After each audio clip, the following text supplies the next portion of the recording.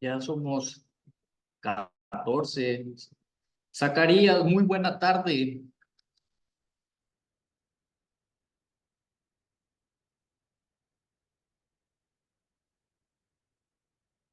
¿Logras escuchar?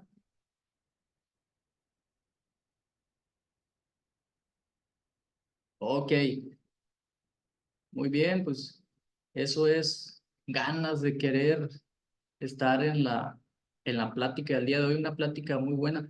Pues muy buena tarde a todos y a todas. Vamos a iniciar con esta sesión de agroecologías y soberanías alimentarias.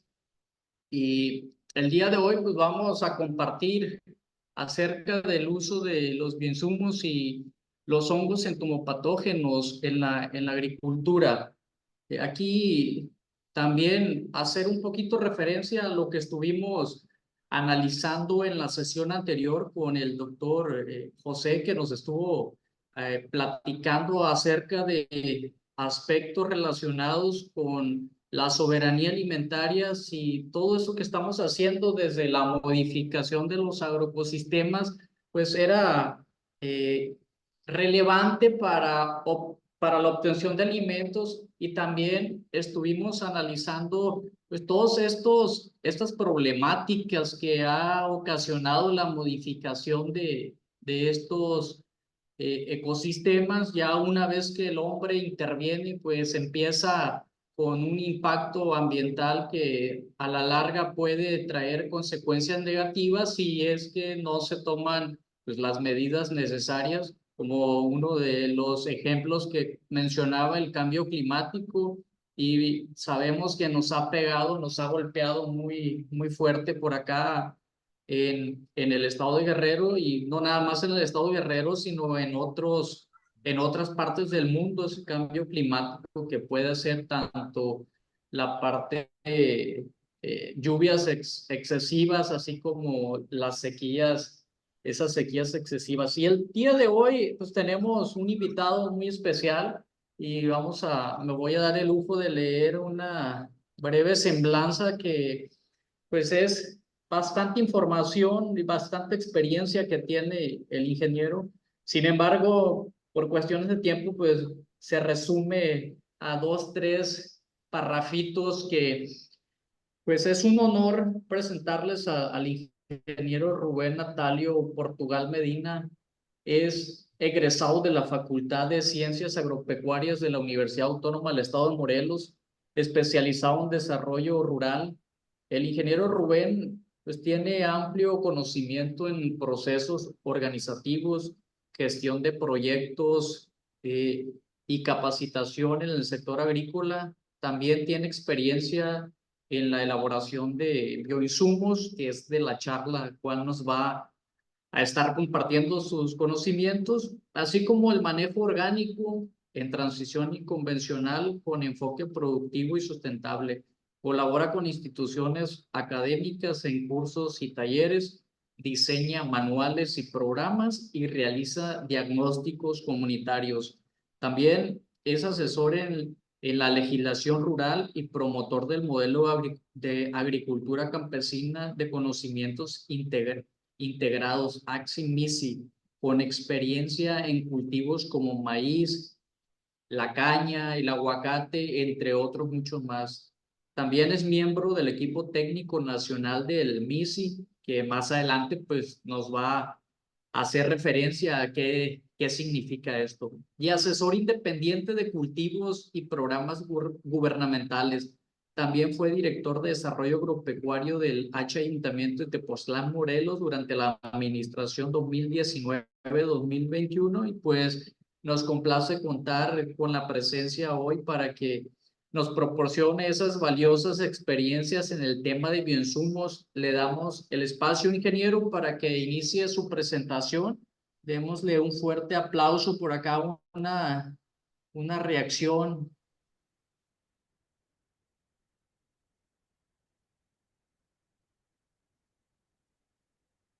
Parece que ya tengo el control. Buenas tardes.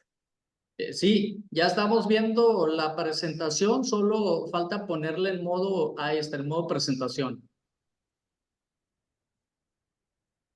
Ahí, y ¿verdad? adelante. Pues Ahí bueno, se aprecia bien.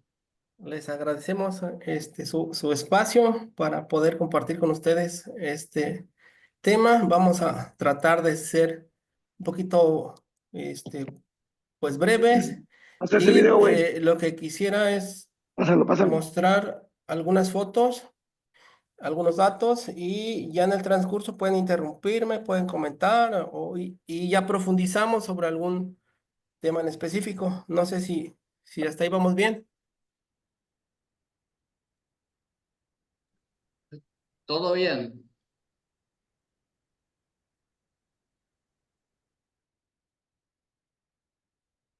¿Sí me siguen? ¿Vamos bien?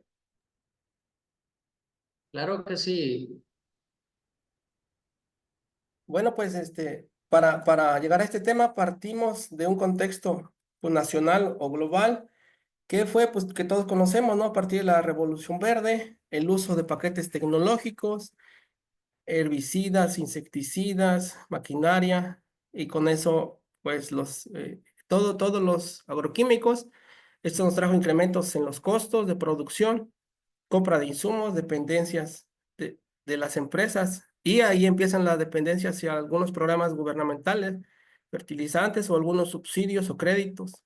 Y durante muchos años, pues esto nos trajo salinización, contaminación, resistencia de plagas y otras problemáticas, dependencia alimentaria, desarrollo de monopolios, altos precios de los insumos y contaminación ambiental y obviamente en la salud. Lo más reciente, lo que pueden ver aquí, es la langosta, que el año pasado estuvo presente en algunos municipios de Morelos, en Puebla, y pues creemos que es parte de este modelo y que pues por ahí las elaboran en laboratorio y las liberan. Posteriormente te venden el remedio en 5,000, 6,000 pesos. Ahorita está el producto. Entonces, como el contexto muy general, durante muchos años se ha sembrado de esta manera y pues son las cuatro empresas que actualmente dominan los mercados globales de semillas, fertilizantes y todos los insumos, ¿no? Son las cuatro que tienen el control, nada más como introducción. Si hay comentarios, me dicen y me detengo. Y pues el contexto global, ¿no? Lo que conocemos, pues las emisiones de CO2 todas van en función del petróleo, el carbón y el gas, y pues nos dicen que son efecto invernadero y cambio climático, que ahorita vamos a ver. Igual el CO2 va aumentando, y ya aquí ya no entra solo el CO2 sino el metano, óxido nitroso y otros gases que se emiten a la atmósfera, que más adelante vamos a ver cómo los vamos a aprovechar. Entonces, como un contexto general. Y la otra, pues el incremento de temperatura, como todos escuchamos y diferentes foros han comentado, pues sí está calentando el planeta, sí está aumentando la temperatura y eso nos trae consigo pues alteraciones en los ciclos de las plantas, de los seres vivos como plagas. Y ya como introducción, analizando todo ese contexto y viendo que pues este modelo había llegado a su límite allá por el 2010 principalmente, bueno, en Morelos y en todo el país a través de la ANEC, Organización Nacional, y la Coordinadora Agropecuaria Morelense, echan a andar un programa de alta productividad, porque pues el problema era ya cómo brinco de las 10 toneladas en sorgo, cómo brinco de las 8 toneladas en maíz, ya no se puede, ya es costoso, entonces a partir de ahí, pues estas organizaciones buscan alternativas y pues echan a andar este programa, como ya lo dije con la ANEC, y pues se buscaba, como aquí vemos, por rentabilidad, recuperar esa rentabilidad de los cultivos. Y pues en Morelos, su Grupo Campo y otras en todo el país empezaron en diferentes cultivos. Objetivos en aquellos años, han pasado 14 años, mejorar los ingresos, obviamente, mejorar la fertilidad. Aquí ya se hablaba de que pues la fertilidad estaba ya afectada, conservar recursos naturales y pues producir alimentos más sanos, ¿no? Esos eran los objetivos. Y otro dato importante, pues organizarse para capacitaciones, para contratar técnicos, para financiamientos y otros, ¿no? Entonces era como el panorama que veían a partir de aquellos años. En primera, método científico, pues aquí ya se hablaba de un diagnóstico concreto, plan de trabajo, y pues incrementar la materia orgánica. Aquí ya se analizaba que pues Uno de los problemas es la ausencia de materia orgánica, entonces ahí se empezó con esa parte. Y el otro tema, pues retención de agua pluvial, captación y todo eso. Sustitución gradual, aquí ya se hablaba de químicos por orgánicos, ¿no? Son de fertilizantes orgánicos, compostas ya combinadas con fertilizantes, lixiviados, foliares, y ya se empezaba a hablar de algunos organismos como patógenos. Y otro papel importante de las organizaciones era la producción de semillas, fertilizantes. Aquí, si se fijan, dice fertilizantes orgánicos. Vamos a ir viendo cómo va cambiando esos conceptos, ¿no? De biofertilizantes, fertilizantes, bioinsumos, abonos y pues producción de organismos naturales. Este era el planteamiento. Y durante varios años, pues se fueron llevando a cabo talleres, capacitaciones, encuentros, visitas, giras de intercambio. Y a partir de 2006 se estructura este modelo que es originalmente de la ANEC, ASIMISI, Agricultura Campesina, de conocimientos integrados y manejo integral de cultivos inducidos. Y a partir de estos años, pues se implementa a nivel más, pues más intensivo. Para llegar a esto, pues obviamente se empezó con lo básico, panes de piedra, ABC de la agricultura orgánica, violes y todo lo básico, bocachis, y así se fue dando durante el proceso. Esta es la base y este es como que la imagen en donde se resume todo. La base de este modelo es el productor, el campesino, sabiduría campesina, revalorar todo ese conocimiento ancestral y conocimiento científico. Juntos hacen un conocimiento integrado. Por eso es agricultura con campesinos y pues de conocimientos. La base es el productor, obviamente, organizado de manera familiar primero en un núcleo familiar, local, regional y nacional. Esta parte izquierda pues es la agricultura campesina y el manejo integrado. Poco a poco fuimos viendo que pues la agricultura orgánica no era suficiente, que la agroecología no era suficiente, entonces se fueron metiendo algunas otras ciencias y algunos otros elementos, clima, sistema político, agua, planta y todo el manejo, toda la parte de la derecha es el manejo integrado. Aquí vemos que pues se analiza desde un modelo pues más integrado. Y eso es lo que se planteaba en aquellos años por el ingeniero Víctor Suárez, que era dirigente de la ANEG, cambio paradigmático del modelo de agricultura, nueva política de Estado, alta resiliencia climática, que ya se hablaba, y pues pasar de un modelo de agricultura de insumos a una de conocimientos integrados, y pues una verdadera revolución tecnológica y social. En aquellos años, pues esto se echó a andar desde los movimientos sociales, desde las organizaciones, irse organizando, ir capacitando a la gente, ir invitándolos a ver resultados. Y pues durante muchos años se promovió de esa forma, independiente, sin recursos, con recursos de los productores. Y pues aquí se resume esta parte de la CIMISI, que es eh, pues el suelo. La base de este modelo es el suelo, recuperación de suelos, se analiza el clima, la planta, las plagas, enfermedades, arbences, normativas, y pues para eso hay que analizar diferentes parámetros, nutrientes, procesos de descomposición, microbiología, CO2, actividad a nivel celular, qué está haciendo la planta a nivel celular, y otros. Resistencia a heladas, sequías, aquí ya se habla de una producción forzada porque ya vemos que en agosto del 2016 fue el año más caliente registrado en los últimos 80 años. Entonces aquí ya se habla de cambio climático, cómo hacer que nuestros cultivos produzcan en condiciones forzadas o extremas, microbiología, clima, análisis del suelo, parámetros y uso de resonancia como herramienta para diagnosticar plantas, raíces o suelos. No sé si vamos bien o si me están escuchando bien. Sí, Sí, Rubén. maestro. Y pues aquí, como decíamos, la base de este modelo, implementado desde 2016, es que pues se logró identificar que el suelo era visto como algo estático, como algo inmutable, y algunas universidades todavía por ahí lo definen como el anclaje de la planta, ¿no? Que sirve para anclar y que todo lo traen de fuera. Y aquí no, aquí partimos de que pues está vivo, de que hay procesos dinámicos cambiantes, electroquímicos, físicos, microbiológicos, biogeoquímicos y otros elementos que están cambiando todos los días, a todas horas, pues el suelo, ¿no? La primera entonces es que es un suelo muy cambiante, es un suelo vivo y que se está moviendo. Aquí partimos del análisis, cómo está nuestro suelo, oxigenación, microbiología. Estos que están en verde son los que maneja la FAO, microbiología, materia orgánica, biodiversidad, para que un suelo esté sano. Nosotros le agregamos minerales, materia orgánica otra vez, y algo importante que es el manejo, que es como se ha ido modificando a través del manejo que nosotros le vamos dando, el uso de paquetes y todo lo que implementa el productor para modificarlo. Y pues empezamos con determinar algunos valores, algunos parámetros, compactación o RPPH, conductividad, materia orgánica, humedad, temperatura. Y aquí ya se habla de otros elementos como nitratos, potasio, calcio, sodio y fósforo para llegar a un diagnóstico completo y complejo del suelo y a partir de ahí proponer un manejo ya con prácticas, ya con insumos y todo lo que le vamos a hacer a nuestro suelo.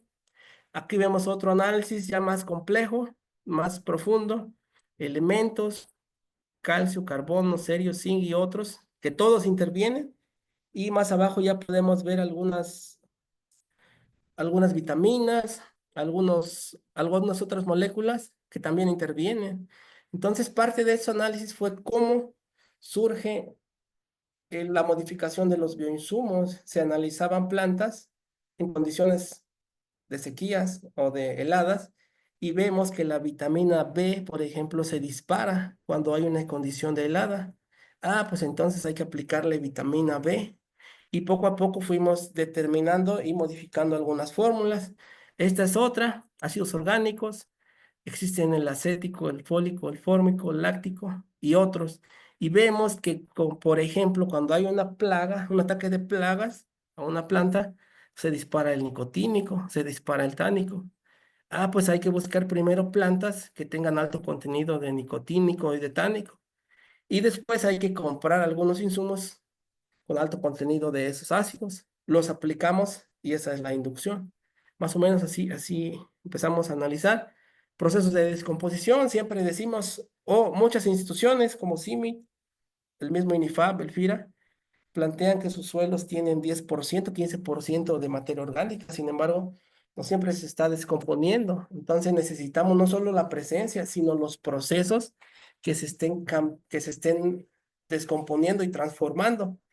Analizamos hormonas y al final la gráfica de abajo microbiología. Algunas se supone que son relativamente buenas y algunas son las que provocan enfermedades. Y se busca al final de cuentas recuperar un equilibrio. ¿Por qué se disparan las rojas o las malas o las causantes de enfermedades? Porque vamos acabando poco a poco con el equilibrio y pues las que resisten son las que causan enfermedades. Se busca regularlas. En esta gráfica podemos ver a la parte de arriba cómo estaban las de la derecha, parte superior derecha, con una alta actividad y cómo vemos que en la parte de abajo pues ya no tienen tanta actividad. Eso a veces es como estar jugando y estar tratando de llevar al equilibrio. Es imposible decir que Fusarium, decir que Pythium, que Rhizoctonia está en cero o que estamos libres, ¿no? En el suelo siempre van a estar presentes. Entonces solo se busca pues un equilibrio. Medición de compactación, como ya lo habíamos visto, algunos parámetros que están cambiando. Medimos a las 8 de la mañana y nos da un valor. Medimos a mediodía, nos da otro valor. Llueve y cambia, entonces es un proceso muy dinámico. Otros ejemplos de mediciones, empezamos con profundidad y se determina en la mayoría de los casos que pues, son suelos compactados por el uso de maquinaria, por el uso de camiones y otros, ¿no? Entonces resulta que pues la mayoría no tienen o carecen de materia orgánica. Según la literatura, 3-5%. Aquí en la realidad encontramos parcelas de 0,3 a 0,5% de materia orgánica. O sea, no hay. Y la que hay a veces, pues no está en ese proceso de circulación. Entonces aquí vemos cómo vamos a poder bajar o asimilar estos carbonos y nitrógenos. Más adelante lo explicamos. Y bueno, es como el contexto del suelo y como lo decía, a partir de 2010, 2016, Se empieza con todos estos, con toda esta literatura, con los precursores de los insumos de la agricultura orgánica, Restrepo, Piñeiro, Nacho Simón y otros, Prometeo, por ejemplo, Noriega, el doctor Quero y otros más que aportaron a este modelo y que poco a poco se fue modificando, pero como se fijan, empezamos con estos ABC de la agricultura orgánica y así fuimos un poquito evolucionando. Estos son otros que también obviamente pues aportaron para este modelo, ¿no? Steiner y otros que pues nos dan fundamentos científicos y también fundamentos sociales. Este modelo pues se compone de la parte organizativa, de la parte científica. Entonces todo esto pues nos va aportando pues la parte científica y partimos de aquí. El problema entonces se resume que pues no hay materia orgánica, que está escasa y que no se está descomponiendo. Siempre planteamos que en esta parte pues tenemos aquí 2,5 toneladas de rastrojo. Lo que decía yo, sí tengo rastrojo, sí tengo materia orgánica, pero para que esas 2,5 se conviertan en 1 kilo de humus, en un proceso natural, pues van a pasar 3, 5, 6 años, ¿no? En la parte de abajo, como fuente de carbono, en la parte de abajo, como fuente de nitrógeno, pues tenemos un montón de estiércol, 5 toneladas, para que esas se transformen, se descompongan y se vuelvan lúmicos, pues van a pasar 5 años en un proceso natural, donde llueve, donde hace aire, donde hace sol, donde calienta, donde enfría, y pues de manera natural se van a transformar. Eso es la naturaleza. Nosotros intervenimos en ella y estamos aplicando aquí ya en esta foto 1 kilo de esas 5 toneladas. ¿Cómo lo volvimos 1 kilo? Por procesos de compostaje, de lombricompostaje, y al final tenemos 1 kilo de ácidos carboxílicos, que este es el último proceso antes de que desaparezcan, literalmente desaparece, y pues se va a la atmósfera en forma de ácido carbónico, y pues ya empieza otra vez el ciclo. Entonces buscamos que la mayoría de los productores apliquen esto, porque es más rápido, porque es inmediato, porque es menos costo, pero aquí vemos que también en el proceso, pues hay algunos ácidos, ¿no? Como el acético, como el cítrico, como el peróxido. ¿Y con qué nos encontramos a partir de 2000, sí, 2015, 2016? Pues la solución está en hacer compostas, en hacer bokashis y todas las variantes, compostas mineralizadas, compostas enriquecidas, compostas con muchos elementos, y ese proceso natural de 5 años, pues ahora lo voy a llevar a 60 días, ahora lo voy a llevar a 25 días, ya es con la inducción de la mano del hombre, del técnico o del investigador y productor. Durante años hicieron este tipo de compostas con cascarilla de arroz, con cascarilla de avena y muchos. Posteriormente, durante este mismo proceso que yo le llamo proceso evolutivo, adaptativo del modelo, como la agricultura es cambiante, el proceso también es cambiante. Entonces se empezaron a implementar las primeras, bueno, estas son bokashis, y aquí ya se empiezan a implementar los primeros módulos de producción de lombricompostas. Se empezó con donar cajas de lombriz de pie de cría, compartir, te presto 2 cajas y me las regresas en medio año. Se empezaron a establecer módulos de diferentes escalas, a diferentes condiciones y sobre todo con el uso de recursos locales, lo que tengas en casa, para que no tengas que comprar. Y a la par aquí ya vemos uno de los primeros insumos, que es el activador de suelo, Saccharomyces, acompañado pues obviamente del uso del lombricompostas. Aquí ya se empiezan con los fosfitos, con las harinas de hueso para mineralizar esas lombricompostas, enriquecerlas, y durante años pues se van estableciendo diferentes condiciones, desde muy pequeñas hasta más grandes. Acá en este suelo pues ya vemos un suelo pues lo más óptimo posible, con buena compactación, con buena oxigenación, con buena porosidad, con un pH neutro, con un ORP positivo y con una conductividad óptima. Y aquí pues ya vemos otros módulos. Se han instalado muchos módulos de diferentes tamaños, condiciones para diferentes cultivos. Y para aquellos años, 2016, pues hablábamos de una clasificación. Decíamos que los oxigenadores de suelo, pues el primero es la composta, lombricomposta o humus de lombriz, lumbricomposta enriquecida, que ya era la que llevaba huesos, ya era la que llevaba harinas de roca. El Bio2, ahora lo conocemos como ácidos carboxílicos, y el ácido cítrico. Estos eran nuestros oxigenadores, ya como en un catálogo o clasificación. Los líquidos, pues en algún momento, ya por 2015-16, le llamábamos biosono al peróxido de hidrógeno. Ahora ya es muy comercial porque antes comprar peróxido era complicado, entonces se ponían nombres secretos, ¿no? O confidenciales para que solo los que estábamos en la organización supiéramos. Ya se utilizaba lixiviado enriquecido, ya empezábamos con los primeros test de composta, lombricomposta líquida o los famosos húmicos o hidrolatos. Y el Bio2 líquido, que era pues un ácido carboxílico líquido, esos eran nuestros oxigenadores. Y pues como fuentes de materia orgánica, estiércol fresco, composta otra vez, mineralizada, el famoso bokashi, el humus, lixiviado y lixiviado reforzado. Y aquí ya nuestros preparados ya eran el activador fisiológico, el activador de suelos, que era el Saccharomyces, bioenraizador base. Ya se empezaba con algunos primeros preparados ya por 2016. Aquí está, Saccharomyces, ya el supermagro, ya al supermagro se le metían sulfatos de cobre, de zinc, de fierro, o se le metían las primeras harinas de roca, cuando las harinas pues empezaban ahí a salir. Violes, microorganismos de montaña o nativos, bioenraizadores.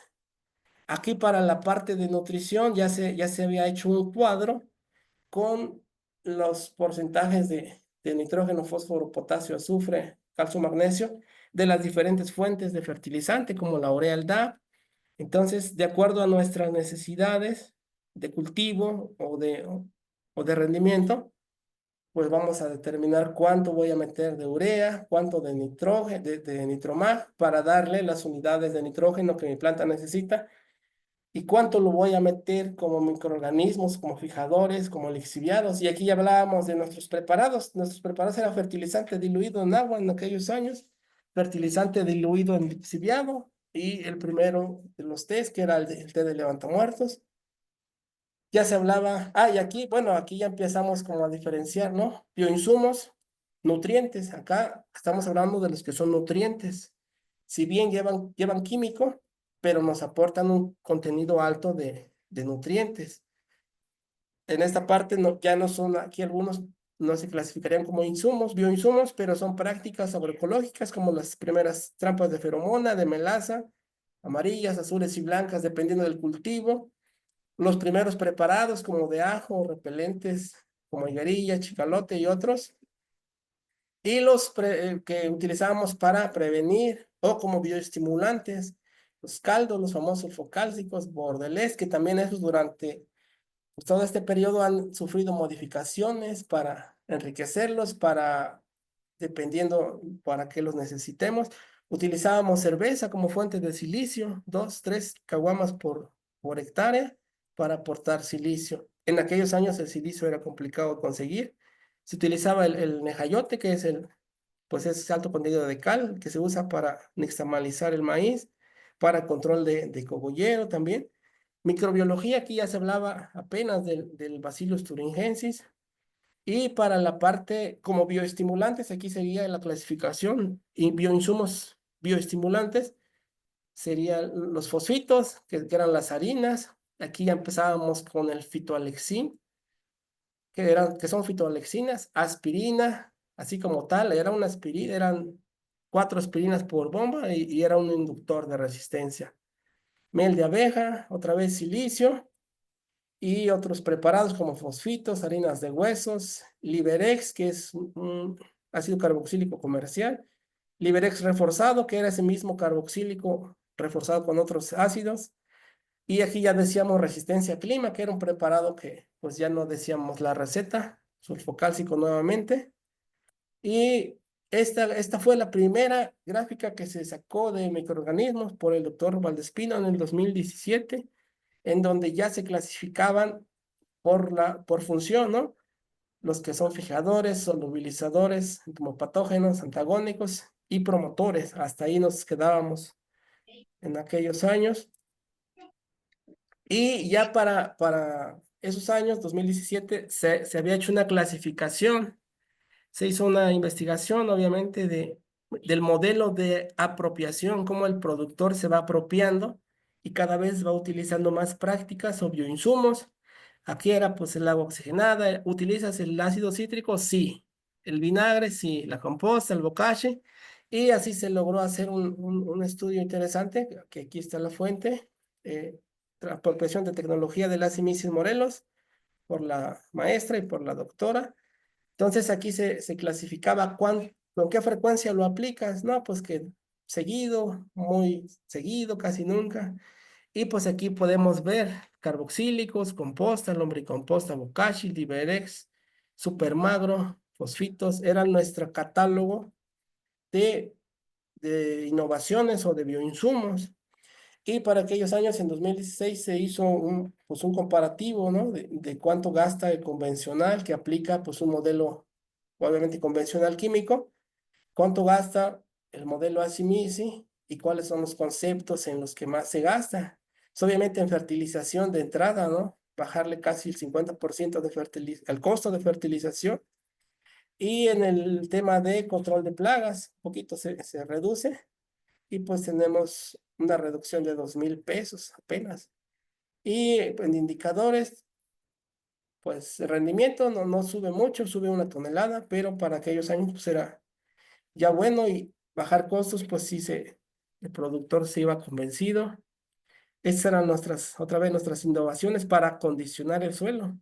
Una es mejoramiento, que es cuando impactamos en la parte física, textura, estructura, y otra es el acondicionamiento, cuando impactamos en la parte electroquímica, oxigenadores. Aquí ya se habla del manejo que se le hizo a esa parcela: 2 litros de peróxido, 1 kilo de carboxílico, 60 litros, si se fijan. Empezamos con 60 litros, ahorita las últimas diapositivas que les voy a pasar, vamos a ver que se aplican 4,000, 5,000 litros de lixiviado. Entonces, durante este proceso se fue viendo pues la aplicación, el incremento de las dosis. Ya se hablaba de microorganismos, obviamente comprados. Allá por el 2010 fueron de los primeros comerciales que salieron, que era el Endospor 33, Micorriza y otros comerciales que las empresas ya empezaban a innovar con microorganismos. Semilla, la densidad, inoculación de semilla, ya se hablaba de los empanizados con micorriza, suspirilum y ácido fólico. En la parte de nutrición, igual la misma gráfica: cuántas unidades necesitas para tu meta. Vamos por tantas toneladas, y ya si le aplicas microorganismos, pues obviamente te aporta un poquito más, ¿no? De nitrógeno, fósforo y potasio. Se aplicaron casi 200 kilos contra un testigo de pues más de 1 tonelada, ¿no? Pero pues obviamente estos que se ven en verde sí se aplicaron químicos, pero pues aplicaron ya sea diluidos o en té o en algún foliar. Y aquí ya se empieza a hablar de la sustitución gradual de fertilizantes y agroquímicos, el tema de nutrición, el tema de plagas. Aquí ya se empiezan a hablar igual de las trampas de feromonas, de la melaza piña. En B3, 2 kilos de silicio, 20 de lixiviado. En B6, aquí ya se hablaba de los primeros entomopatógenos, obviamente comprados de manera comercial con las empresas. Y aquí también se hizo ya lo que por ahí comentábamos, los costos, ¿no? ¿Cuánto me cuesta hacer 200 litros de supermagro, no? Pues resulta que dependiendo las condiciones y la zona, pues en aquellos años, por ejemplo, la garrafa de melaza costaba 120 pesos, hoy cuesta 250. Entonces también se ve cómo van subiendo el precio de estos insumos que se consideran relativamente orgánicos. 853 pesos por 200 nos va a venir para un estimado de 10 hectáreas, pues es barato, ¿no? Aquí hay otra, oxigenadores. Aquí lo único que se hacía era mezclar peróxido de hidrógeno, 4 litros, y 1 litro de ácido acético, ¿no? Con 24, y se daba una presentación de 5 litros. Se le ponía colorante verde o rojo para que pues, se pudiera identificar como oxigenador. Activador de suelo, así que les comentaba. La fuente principal es la levadura de Saccharomyces. Se enriquece con azúcares, con proteína, con carbohidratos, ácido fólico, y ese era el costo para producir nuestro activador de suelo. El Everest, que era pues igual un activador rico en aminoácidos. Aquí ya se empezaba a hablar de 200 litros de lixiviado para este preparado de 200 litros, o sea, no lleva agua prácticamente. Ah, no, sí, prácticamente son 200 de lixiviado. A 5 pesos el costo por litro. Hidróxido de potasio, ácido salicílico, hoy ha sido 1.470 pesos para producir 200, que 200 nos van a servir para 10 hectáreas, que por hectárea nos salía como en 147 pesos. Bioenraizador, aquí fueron de los primeros, igual, ahí Z. Y la base era nuestra fuente de fertilizante convencional, obviamente químico, mezclado con lixiviado, con melaza, con ácido cítrico para la respiración de la raíz, con AG3 para el crecimiento de la raíz, con Rotex, que era otra fuente alta en fósforo, con carbón para el aporte, para la nutrición, y pues de esta manera estábamos suministrando fósforo a la raíz, aplicado vía drench o vía radicular o en el sistema de riego.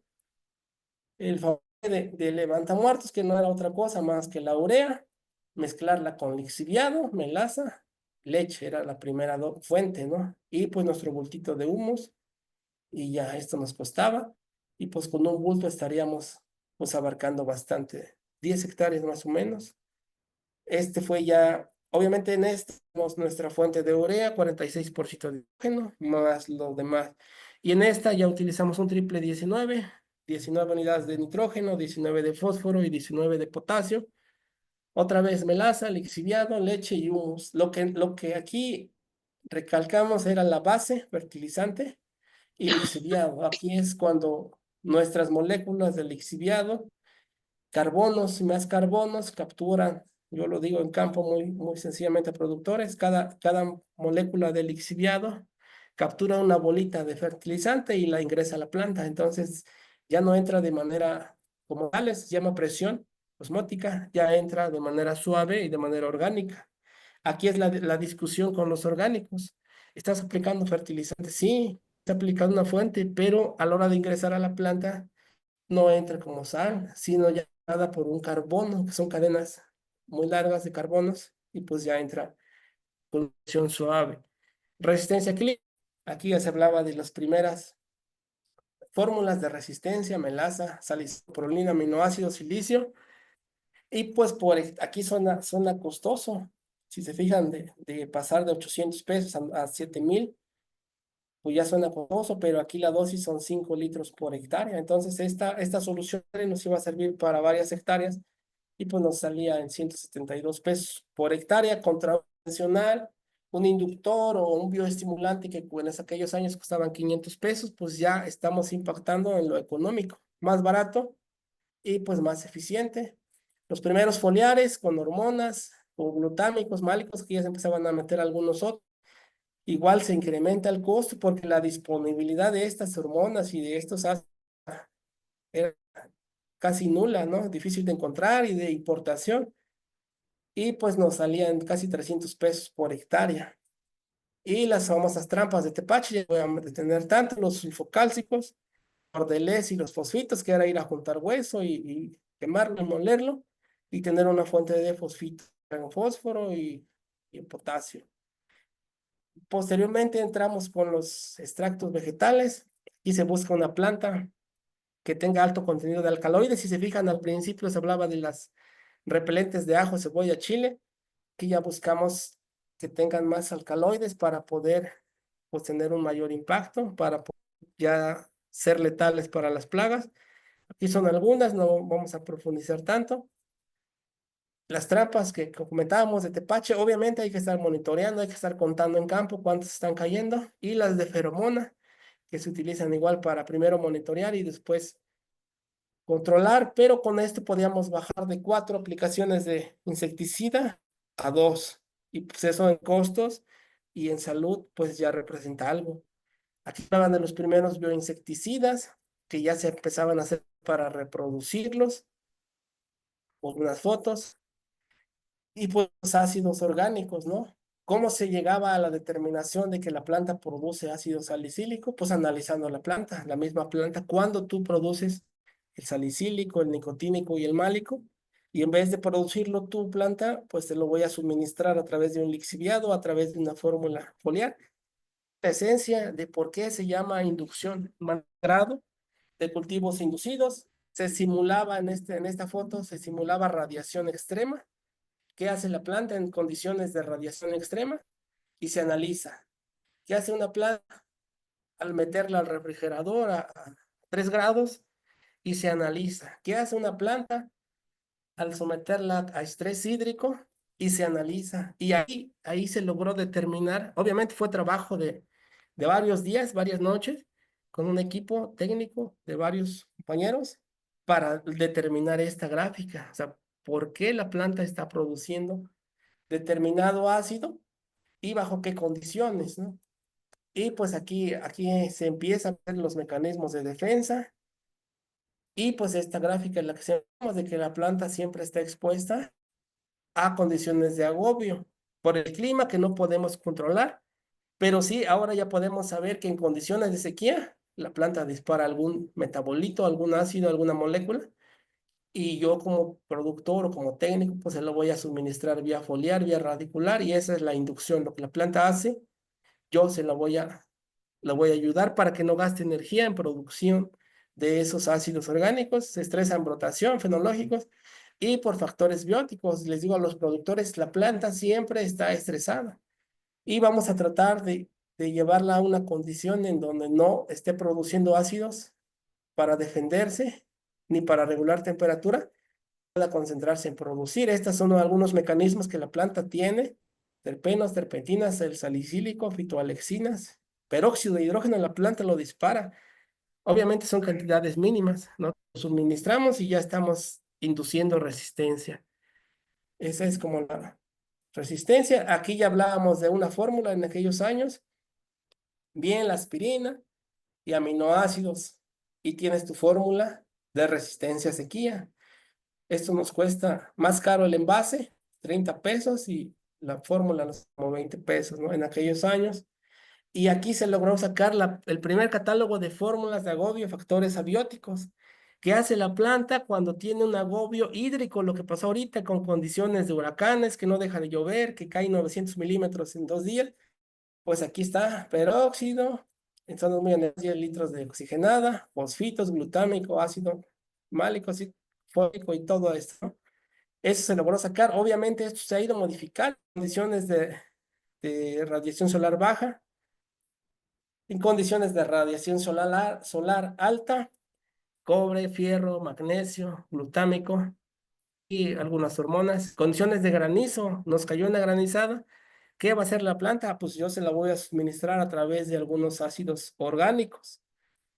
Y nutrición, pues como bien lo decía, pues se habla de un plan, del humo, biofertilizantes, microorganismos, test, ya no voy a meter. Y acá ya empezábamos con igual lo que les comentaba los primeros test, la solución madre, le voy a meter fertilizante, su fuente de licuado, melaza, suero, y ya vamos a tener un té con alto contenido de urea o de lo que le apliquemos.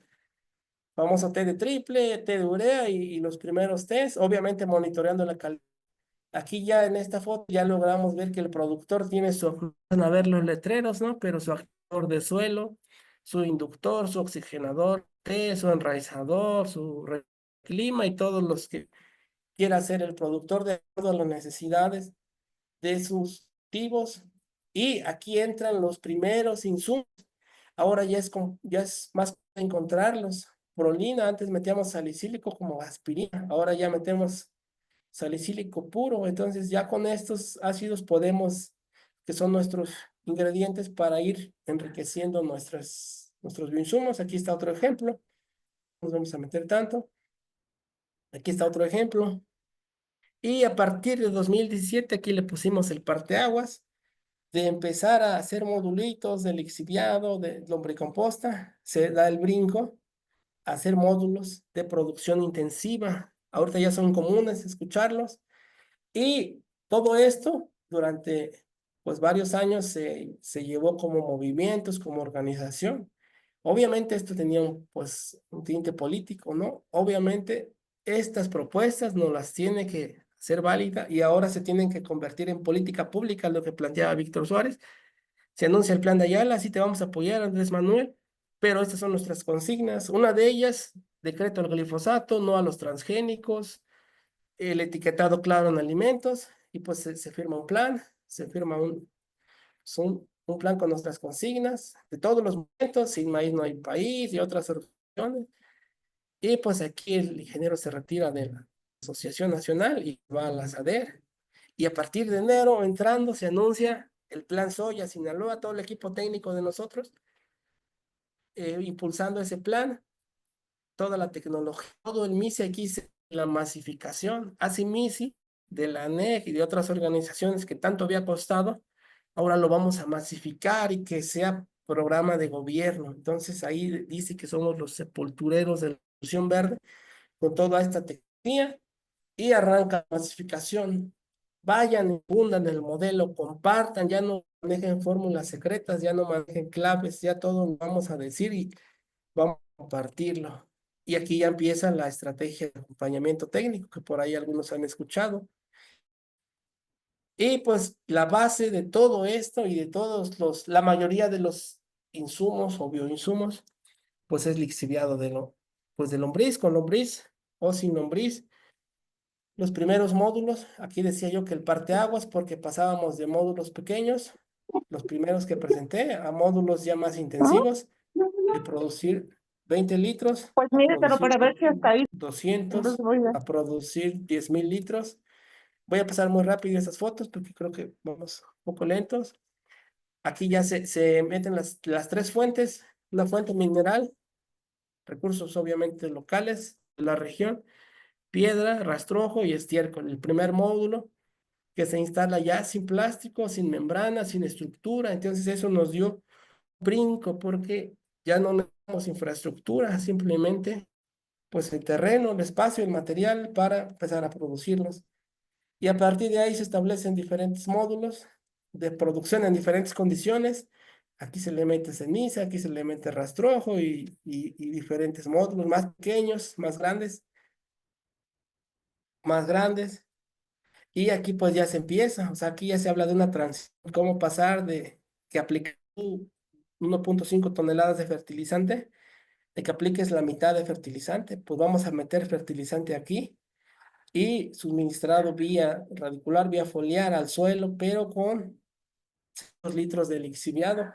Entonces aquí se da el brinco de lo que veníamos planteando al principio, 60 litros, 40 litros por hectárea, aplicar ya 600 por aplicación, más de 3,000 por hectárea. Otras fotos que no nos vamos a meter. Y esto, las condiciones y los recursos locales que se tienen en cada región. Aquí ya cuando se utiliza sistemas de riego, pues obviamente todo se va al canal o al caño. Y en estos campos estamos metiendo nuestras fuentes de oxigenación, de desinfección, de microbiología, de inoculación, de lo que le querramos meter a nuestras plantas, pues ya lo estamos haciendo vía riego. Esta es otra, aquí rompimos paradigma, porque decíamos en algunos años que este proceso pues es lento, el lixiviado, ¿no? Aquí logramos ver en un día de tener un ORP negativo, lo cambiamos a negativo, pero más cercano a cero. Y a la tarde lo tenemos ya en cero y ya tendiente a positivo. O sea, en un día, si queremos, podemos estar produciendo esta calidad de lixiviado, obviamente con una conductividad muy alta, con un ORP positivo, un pH neutro. Son otros ejemplos, otros ejemplos. Y como teniendo como base nuestro lixiviado, pues aquí ya empezamos a hacer nuestros enraizadores, nuestros test, aplicados con bomba desde lo más rústico hasta lo más avanzado. Algunas fotos de trampas, algunas otras fotos. Y aquí empezamos con el primer, pues no es herbicida, más bien desecante natural para sustituir por lo menos este químico. Se empiezan a hacer las primeras aplicaciones, las primeras pruebas, otras fotos más, otros módulos más, que no me voy a meter tanto, pero aquí se da el brinco para producir cantidades muy altas de lixiviado. Aquí pongo el ejemplo, ¿no? De un módulo, ¿cuánto nos costaba instalar? 6,000, casi 7,000 pesos, entre materiales, entre plásticos, entre acarrear las piedras. Ya con láminas, no necesitamos blocks, no necesitamos infraestructura. Por ejemplo, es de 70,000 litros y pues abastece a no sé cuánto, como unas 30 hectáreas de caña, ¿no? Y la base es esta, la base fundamental de estos módulos es arriba, o la lombricomposta tradicional, pues es lombriz roja, superficial, 60 centímetros, pero nos damos cuenta que la naturaleza más abajo, pues hay lombriz rosa. Estas hacen la humificación, pero más abajo hay lombriz blanca o plateada, y estas hacen la desmineralización. Y resulta que después se cruzan y que la nativa ya se cruzó y hay más diversidad. Entonces, en estos módulos profundos, altos, pues se crean estas condiciones que la naturaleza hace allá afuera. Nosotros las imitamos, vamos a un módulo, es la misma. Este es el módulo, ya está en un manual. Profundidad, 1,5 de alto, lo que quieran de largo. Y esta ya es otra propuesta que ya es para establecer, ¿no? 3 pilas de lixiviación. Aquí ya se habla de los primeros filtros y una olla de captación de 50,000. Estos son los materiales, estiércol, un aproximado, porque también dependiendo de las condiciones de la humedad, de la temperatura, del material que tengamos, va a ser difícil pesar exactamente. El material es un estimado, puede ser en volumen, 65% estiércol, que es nuestra fuente de nitrógeno, paja, materia seca, 30% nuestro de carbono, y nuestra fuente mineral, que puede ser a través de piedras, de rocas, de grava molida, de ceniza o de rocas minerales. Esta es como la base principal. Y aquí rápidamente les pongo un ejemplo de paso a paso de cómo se instala una pila de estas. Material, este es de este año, material, el plástico, se nivela, se hace el pozo para la captación. Aquí vaya el material seco o en este caso pues, se le metió material de madera. Y aquí ya se empieza con las primeras, con los primeros tambos para que aquí podamos hacer un tipo de captación primero y aquí podamos hacer un manejo para inocular. Ahorita lo vamos a ver en estos. Estos tubos se ponen para la aireación, para el enfriamiento y que nuestra pila pueda tener sí, aireación. Importante, durante muchos años se ha ido desvirtuando y ahora ya se hacen módulos enterrados, cajones, con algunos programas de gobierno pues se han ido modificando. Entonces, la idea es que esto quede a nivel de piso, de suelo, para que aquí pueda correr y oxigenación. Aquí tenemos descubiertos, aquí no hay paredes, no hay nada. Todo esto escurre y aquí estamos captando nuestro lixiviado que cae a un depósito primero. Aquí están los depósitos, obviamente con más piedra, con más minerales, con silicio, con ceniza. Aquí se puede inocular y todo lo que le queramos hacer a nuestro lixiviado, pues es aquí en nuestros registros. Aquí ya está cayendo, vemos la calidad. Otras fotos, aquí Ahorita, ¿eh? ya está en funcionamiento. Cae primero al registro y ya después cae al pozo principal. Aquí están otras fotos. Hay que ver cuando esté lloviendo, en condiciones de lluvia, cómo está fluyendo. Y poco a poco, de tenerlo en 1,70 de alto, fijan, va bajando. Por eso es importante darle profundidad. Aquí abajo hay procesos, hay intercambios, hay exudados y todo esto, pues nos da diversidad. Estamos lavándolo, pues al final de cuentas estamos obteniendo una lixividad de calidad. Y ya se está ingresando a la parcela, como les decía, en riego, vía foliar, vía radicular. Y podemos ver aquí ya también el brinco, conductividad de 2, de 3, de 4, tener conductividades de 13, de 20, o sea, ya conductividades muy altas, pHs relativamente neutros. Obviamente hay que medir la calidad. Positivos, 97 milivoltios positivos, ese de conductividad. Y pues aquí entramos en parámetros, producir lixiviados, sino lixiviados de calidad, como lo decía, pHs neutros, ORPs positivos, conductividades arriba de 10 y peso, aquí ya se mide en densidad, cuánto pesa un litro de lixiviado. Los beneficios no voy a meter, pero así te vamos a aclarar que no es un fertilizante o no es un biofertilizante, es un medio que mejora la estructura, la capacidad, la retención, estabiliza. Pero para mí lo más importante, además de la fuente de carbono, es que es la fuente principal de los ácidos carboxílicos, todos los que veíamos hace rato, todos los vamos a encontrar en el lixiviado. Y aquí ya, bueno, aquí ya le llamamos biotecnológica de procesos bioenzimáticos, que es materia orgánica sólida, líquida, ácidos carboxílicos y pues obviamente aquí ya hablamos de ahorro de combustible, de maquinaria y equipos y sobre todo de costos. Aquí pues podemos ver que al principio hablábamos de que un litro te cuesta 5 pesos.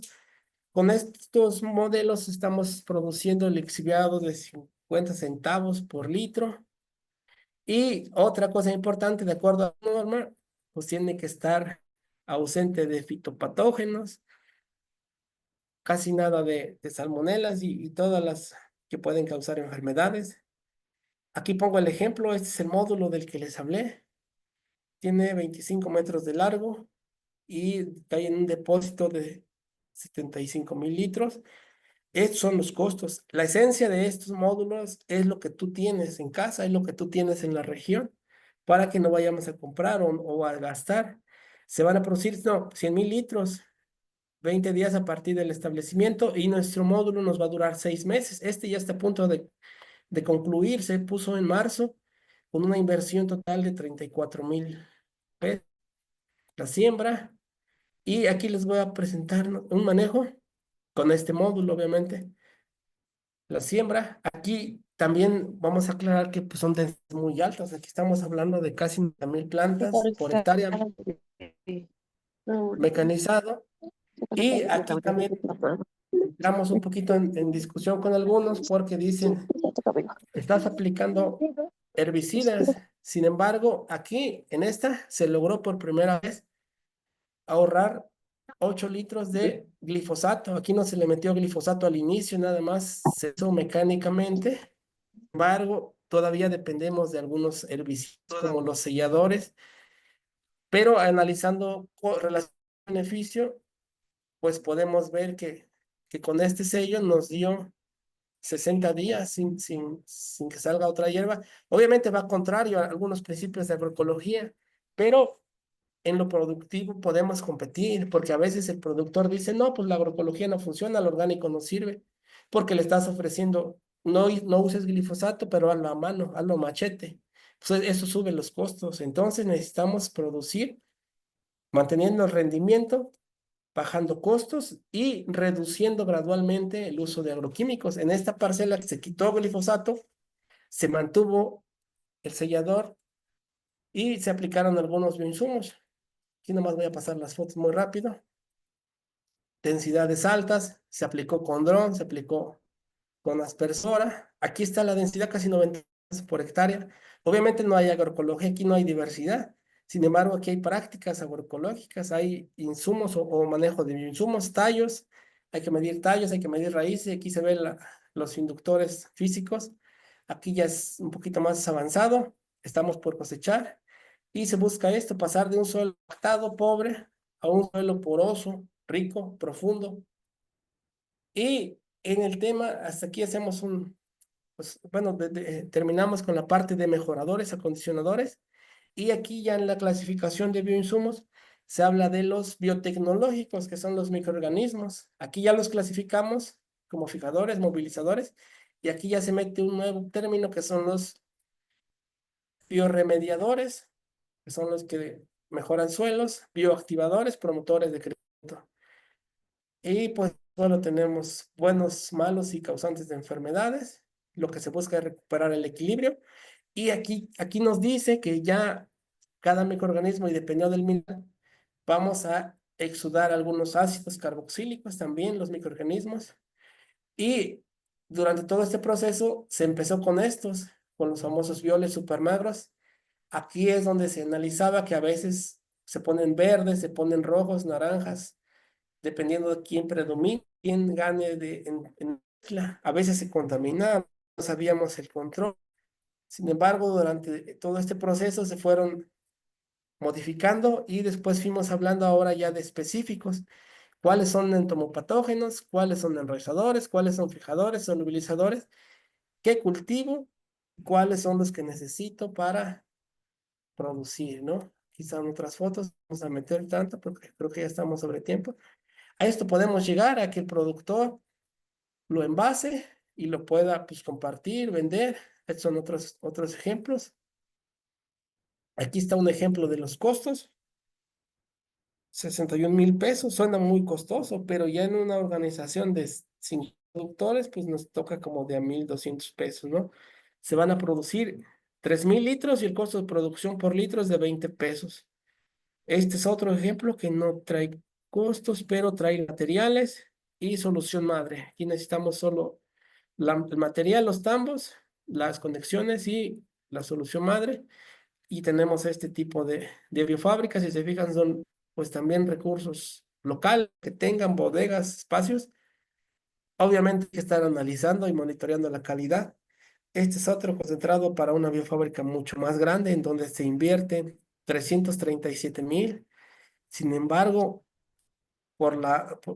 proyectando los 6 meses y vendiendo 1,000 litros de cada uno, se obtendrían 6,000 pesos, dependiendo el costo, ¿no? Pero son ejemplos nada más. Esta es la de 300,000. Aquí no voy a meter. Y es el proceso de producción. Instalaciones. Necesitamos habilitar el espacio, no construir, habilitar lo que tenga, desinfectar, circular, medición de valores, apurar, oxigenar. Y aquí es donde entra pues la parte de monitoreo. Y aplicamos. Aquí hablamos de microbiológicos. Y la primera gráfica que les presentaba, del primer cuadrito, aquí ya se hace otra clasificación. ¿Para qué sirve, no? Por ejemplo, los actinomicetos, pues disolución de la materia orgánica y todos, ¿no? Terium, bacteria y todos. Cada uno, pues ¿qué siembro? ¿Cuáles necesito? Son otros, un catálogo de ya de 27. Y aquí ya pasamos al tema del suelo. Entonces, si se fijan, hay diferentes elementos que se van modificando de acuerdo a las necesidades. Aquí nos dice que de acuerdo al pH se van a disponer unos nutrientes. Entonces, yo siempre les digo, hay que trabajar con curvas, hay que llevar a nuestro pH a esta condición donde se dispongan estos elementos y podamos aprovechar nuestros nutrientes del suelo. No nos vamos a meter, pero hay que medir. Aquí tenemos un cuadro con 27 productores, cómo está tu pH, tu conductividad, tu ORP, y a partir de ahí vamos a elaborar tu plan y tu catálogo de bioinsumos. No hay recetas, sino de acuerdo a las condiciones que tienes. Aquí vemos la gráfica de pH y de ORP. De ORPs también, de pH están relativamente alcalinos. Entonces vamos a aplicar un lixiviado relativamente ácido con algunos otros ácidos, conductividades eléctricas, compactación. Y en calidad de lixiviado también hay que medir mediciones semanales de ORP, mediciones de pH. Se buscan los óptimos, conductividad igual. Y queremos llegar a esto. ¿Cómo se está comportando tu suelo en tu primera semana de siembra? Segunda, ¿por qué se dispara? ¿Por qué se modifica? ¿Cómo está tu conductividad? ¿Cuándo significa riesgo que está llegando a 2 y vamos a perder rendimiento? Vamos a aplicar para condicionar cómo está tu pH y cómo se debe mantener. Si se dispara ahí, pues algunos elementos se van a bloquear. Buscamos equilibrio, comportamiento, la porosidad. No nos vamos a meter. Potencial de óxido de reducción se mide en suelo, se mide en bioinsumos, pH, conductividad. Estos en suelos, obviamente se busca el neutro, pero por origen a veces son alcalinos. Conductividad se busca esta. A veces tenemos salinidad o tenemos baja conductividad, entonces esos son los rangos. ORPs se buscan positivos siempre, compactaciones, profundidad. Y los parámetros, aquí ya no nos vamos a meter tanto. Y ya para el tema de estrategia de acompañamiento técnico que impulsó la SADER, se hizo un catálogo de 16 manuales de elaboración de bioinsumos. Aquí sí, clasificación, utilizas, ¿no? Pues fungicida, el agua de vidrio como inductor, como control de plagas. Y de acuerdo a lo que se hizo una clasificación. El té, por ejemplo, puede ser microbiológico o nutricional, ¿no? y de acuerdo a lo que vayas requiriendo, esa es como una base, obviamente hay otras, se modifican. Acá hay otras fotos, inductores de resistencia, supermagro que ya se ha ido modificando, cobre, ferroso, magnesio, manganeso, y de acuerdo a tus necesidades, el enraizador que vimos al principio, té de composta, humus, suero, lixiviado, aquí ya se mete un triple, harinas de roca, cítrico, fórmula de yodo, que es una de las que apenas empezamos a aplicar este ciclo, potasio, calcio, que requiere la planta cuando está en esa etapa vegetativa. Nosotros se lo vamos a asociar todo esto en lixiviado de lombriz. El famoso solución Steiner, que lleva muchos microelementos, también entra como parte de bioinsumos. Y pues para aquí ya ir cerrando la parte de bueno, no de clasificación, de características, yo lo divido en dos, así como el modelo ASIMISI es con campesinos, con organizaciones y con manejo. Aquí la social organizativa, primero, tiene que haber apropiación. O sea, el productor tiene que apropiarse de la tecnología, hacerla, replicarla. Recursos locales, importante. Tienes que aprovechar lo que hay, no vamos a ir a comprar. Que si la receta dice que cascarilla de arroz y aquí no venden cascarilla, pues no nos vamos a detener, vamos a sustituirla por otra. Otra importante que yo creo que es por eso que muchas veces no, la gente no le tiene confianza en los insumos porque no resuelven problemas. Nos vamos con replicar por replicar recetas y no estamos resolviendo tu problema. Si mi problema es un boyero y estoy promoviendo la elaboración de un biol, pues obviamente no vas a resolver el problema. Entonces, cuando uno le resuelve problemas productivos al productor, dice yo sí le entro y yo sí creo en los insumos, en los bioinsumos, en función de las necesidades. ¿Qué necesitas? ¿Cuánto sacar? ¿Cuánto quieres cosechar? Y otra importante, medible a corto plazo, porque sabemos o se tiene ese paradigma en el campo de que lo orgánico es un proceso de transición de 3 años. No, aquí debemos demostrar que lo vas a ver y lo vas a medir en corto plazo. ¿Qué es corto plazo? Vas a ver los cambios en una semana, a veces en 3 días, pero en este ciclo. Entonces aquí es donde brincamos. Una transición la podemos hacer en un ciclo, sí. En un año podemos quitar 3, 4 insecticidas, 4 agroquímicos y lo vamos a lograr en un año. Y la otra importante, la acción y uso, porque es un fenómeno que vemos en todo el país, que todo el mundo ya hace bioinsumos y lixiviados y tesis, biofábricas, pero no las aplican. Ahí lo tienen en la casa, dicen, no, pues ahí lo tengo, no lo apliqué, no me dio tiempo. Y cuando no lo aplican, no hay lo que dice aquí abajo, no hay dinamismo, no hay ese proceso evolutivo adaptativo. ¿Por qué? Porque les dejaste la receta de hace 5 años y ahí la tienen y no lo han aplicado. Y cuando lo aplican, el productor mejora, modifica, cambia dosis, lo mezcla con otra cosa y es la práctica. Entonces, esta práctica de aplicación y uso de los bioinsumos nos dice que todo es evolutivo, todo cambia, todo es dinámico, el clima cambia, las plantas cambian y que la receta de hace 5 años tiene que modificar. Y no debemos cerrarnos a que el autor fulano dice que llevar tantos litros, no, aquí todo está cambiando. Entonces, esa sería como las características y ya en la parte ambiental, pues tienen que ser eficientes, tienen que ser de calidad. Aquí entramos también en discusión con algunos compañeros que dicen, tienes que aplicar el caldo de ceniza. Sí, pero para hacer el caldo de ceniza, el agua de vidrio, nos lleva un proceso de 10, 20 días y el productor tiene que organizarse y siempre vamos contratiempo. En el campo urge, todo nos ganó y nos está ganando el tiempo. Hay que hacer buena planeación y a veces no lo hacemos. Y para lograr un 80% de silicio, pues hay que juntar 40 kilos de ceniza y a veces es cuando el productor no lo hace. Entonces necesitamos garantizar calidad. Si sé que el caldo de ceniza me va a dar un 2% de silicio, pues voy a comprar 1 kilo de silicio que me va a dar el 92% de silicio. Eso se puede ir haciendo a largo plazo. Vas quitando los insumos comprados, pero la gente se va a ir apropiando.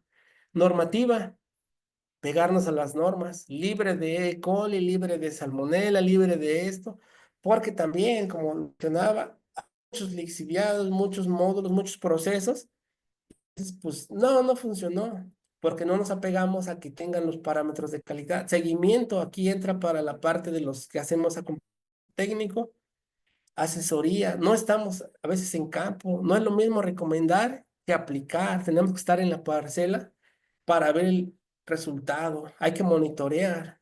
Siempre es muy común en esta parte de lo agroecológico, ¿no? Yo siempre les digo a la gente en el campo, en las comunidades es noble. Sí, ingeniero, sí, sí funcionó, pero con parámetros, ¿no? Se ve más bonito, es que se ve más verde mi celote, no, hay que ver cómo, hay que medir baja emisión, mercado, aquí tenemos que competir contra el mercado, es una realidad, estamos con los, los insumos que hacen eventos, que hacen ferias, que regalan gorras, que llevan edecanes y te promueven sus agroquímicos. Ah, pues vamos a competir. ¿Cuál es el nuevo del mercado? Y vamos contra ese. Podemos elaborarlo, sí. Y a veces al productor le dices, el productor te dice, ¿a cuál se parece? No, pues quiero un bionar, pues vamos a hacer tu bionar. Quiero un tal enraizado, pues vamos a elaborar. Tenemos que tener esa capacidad de competir con el mercado. Lo que está al día de hoy, hay productos muy buenos, a pesar de que sean costosos, eficientes y el productor quiere que funcione. Entonces, y económico, como decía, no te voy a quitar un químico por ponerte un agroecológico, pero este agroecológico lo vas a aplicar cada día, si te vamos a subir costos, necesitas bajar costos. Entonces, estos principios es bajar costos, bajar el uso de agroquímicos y mantener o subir rendimiento. No podemos jugar a que se nos caiga el rendimiento. Por eso a veces la gente no lo adopta porque dice, pues voy a cosechar menos y no lo voy a arriesgar. Tenemos que garantizar rendimiento. Esta es la famosa farmacia. Algunos los van a comprar, obviamente sí, tener que comprar. Lo ideal es que esta hormona la saquemos de una planta, la saquemos de alguna molécula, pero este proceso nos va a llevar 2 años y encontrar la planta y garantizar la calidad. Entonces necesitamos ser eficientes y en un ciclo, primero comprarlo y después ya poco a poco ir sustituyendo este, que no es malo, es también natural, ¿no? Y es eficiente. Aquí dice 99%, sabemos que esta trae 99% de prolina. Si yo le digo al productor, compra miel, y va al súper y compra miel del súper y no es ni miel, pues obviamente no vamos a tener esta prolina, este contenido de ese aminoácido. Entonces necesitamos garantizar que sean de calidad. Aquí ya para ir cerrando, este es un suelo, ¿no? Bueno, sí. ¿Cuándo es bajo? ¿Cuándo es medio? ¿Cuándo es alto? ¿Cuánto requieres? Esto que requieres, ¿cómo se lo voy a suministrar? En solución Steiner, en té, en enraizador, pero se lo tenemos que suministrar para garantizar nuestro rendimiento meta. Esta es este es en jitomate, esta es la necesidad que teníamos. ¿Cuánto le estamos suministrando? O sea, no le estamos suministrando lo necesario y por eso nuestro rendimiento se puede caer. Ahora este nitrógeno, ¿cómo se lo voy a dar? En forma de sal, en forma de té, le voy a meter fijadores, le voy a meter algún otro para poder lograr la meta. Esta es microbiología. ¿Por qué tengo altos fusarium? O sea, hay fusarium. Tengo que incrementar tricodermas y aquí están compitiendo, pero necesitamos. Aquí es cuando voy a hacer mi biol enriquecido en mi microorganismo específico para contrarrestar estas y tener un equilibrio. Esto es en microbiología específica. Aquí vemos que necesitamos calidad por arriba del 70%. Solo se cumple casi en esta y en las demás no. ¿Por qué? Porque tenemos un pH. Ahí no estamos midiendo en los bioreactores. A veces no medimos. Entonces dice aquí que necesitamos pHs óptimos. 4,5. Aquí tenemos pHs ácidos. ¿Qué está pasando? Le subieron al cítrico, le subieron al ácido o algo está pasando y nuestro pH no es el óptimo para que Azospirillum se desarrolle en ese medio. Y así con el ORP y así con la conductividad eléctrica. Este es otro de lixiviados. Aquí podemos ver qué tiene nuestro lixiviado. Sí tiene nitrógeno, sí tiene potasio, sí tiene azufre. ¿En qué lo voy a enriquecer? Ah, pues un lixiviado con elementos, un lixiviado con aminoácidos. Materia orgánica, aquí entran los húmicos, fúlbicos, carboxílicos y la relación carbono-nitrógeno. Otro análisis del lixiviado. Es lixiviado, sin embargo, tiene actinomicetos, tiene Azotobacter y tiene otros. O sea, ¿está contaminado? No, pero en la realidad es que siempre hay, nunca vamos a tener un lixiviado libre de estos, por más que lo desinfectemos, pues siempre va a haber. Es otro también de lixiviados, aquí vemos que nuestros lixiviados pues tienen algún contenido de hormonas y la densidad, esta no la está alcanzando, es un lixiviado todavía bajo en conductividad, denso, en conductividad de 7, necesitamos conductividad de 10. Es un inductor, aquí vemos el contenido, igual los úmicos, la relación carbono-nitrógeno, y este, aunque es inductor, pues también contiene actinomicetos, contiene subtilis. Entonces es ahí donde definimos para qué lo quiero, si lo quiero como microbiológico, quiero como inductor, es el mismo inductor, aquí lo tenemos, también tenemos hormonas, pero tenemos aquí un ORP, dice que es negativo. Ya para finalizar, aquí hicimos algunos análisis de algunos productos que hacen pues en algunas escuelas de campo, quelatos de fierro. Vemos que a pesar de que es quelatos de fierro, pues tiene otros como aluminio, como carbono, como cromo, como magnesio. Molibdeno, por ejemplo, yo lo ocuparía de maíz, no sé para qué lo ocupen. Es un lixiviado, a pesar que el lixiviado, pues sí tiene contenidos, como les decía, no es un fertilizante, pero está rico. Aquí me dice que están mineralizando bien o que están induciendo nutrición. Lixiviado linaza, aquí podemos ver, oxígeno está al 100, o sea, es un positivo de oxígeno. Supermagro, a veces nos vamos porque el supermagro es un microbiológico, pero aquí podemos ver que no, aquí yo utilizaría este supermagro como nutriente, rico en nutrientes que en microbiología. Entonces ahí yo esterilizaría este lixiviado, este supermagro, para nada más aprovechar la parte nutricional y eliminar la parte microbiológica. Aminoácidos, ¿cuál está rico? ¿Cuáles están más altos, no? Cistina, ¿para qué sirve? ¿Cuándo lo voy a aplicar? Ah, para condiciones de estrés. ¿Cuándo se dispara el triptófano? En ese momento lo aplico, ¿no? Dependiendo de mis condiciones. ¿Cuándo lo voy a hacer? No es hacer por hacer, sino dependiendo de lo que tengamos en nuestra parcela. Y creo que esta es la última. No sé si nos fuimos un poquito rápido. ¿Tengan dudas o comentarios? ¿O abrimos el espacio? Pues vamos a abrir un espacio de preguntas, porque ya el tiempo, mira, te pasaste con un minuto muy eficiente, Rubén. ¿Qué les parece si igual seguimos con esta charla y si tienen alguna duda, pues algún comentario la pueden hacer acá también en el chat porque creo que está muy interesante la plática. ¿Qué te parece si te damos 5 minutitos más para que continúes y ya vemos si los estudiantes tienen alguna pregunta por acá en el chat o cuando termines también directamente te la pueden hacer?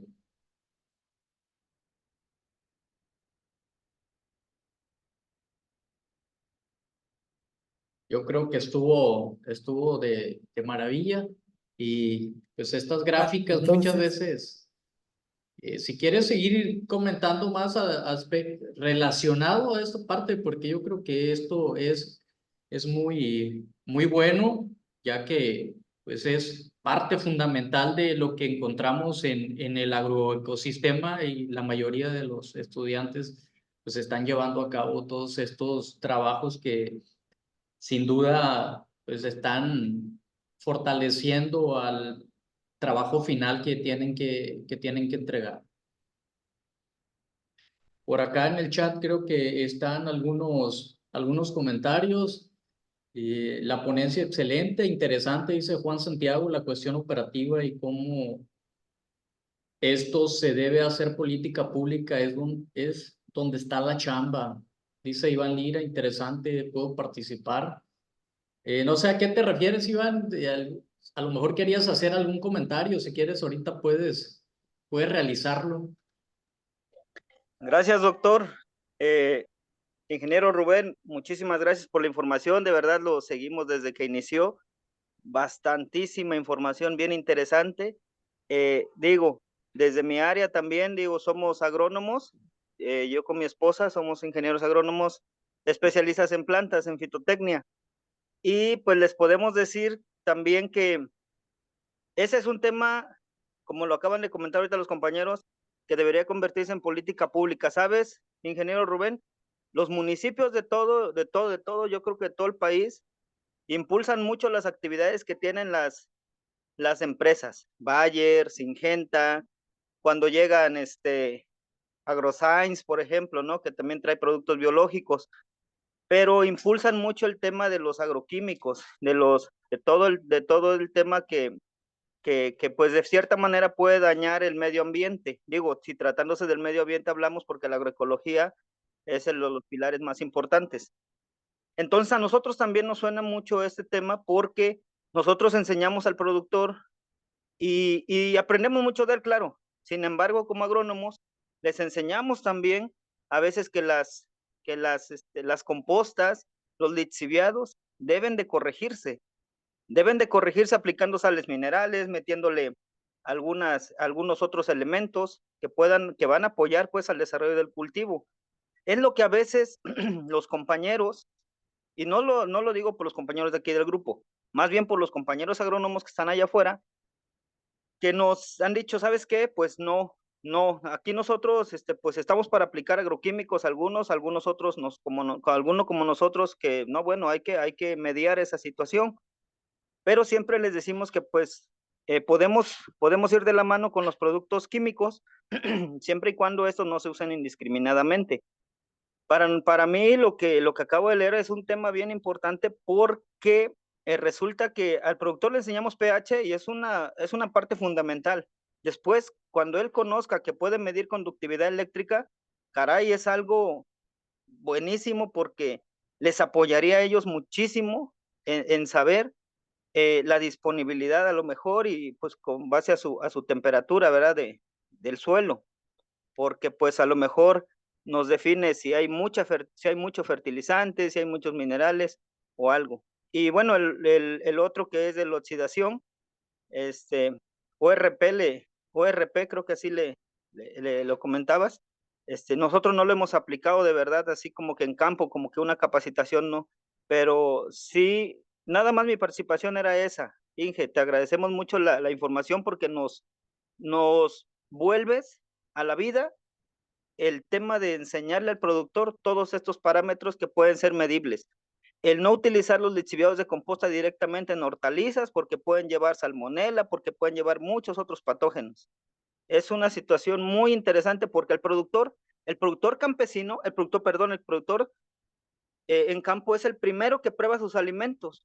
Y cuando una cebolla, un rábano, una lechuga se fertiliza de esa manera, pues puede llevar salmonela y cosa que le puede dañar mucho a su salud.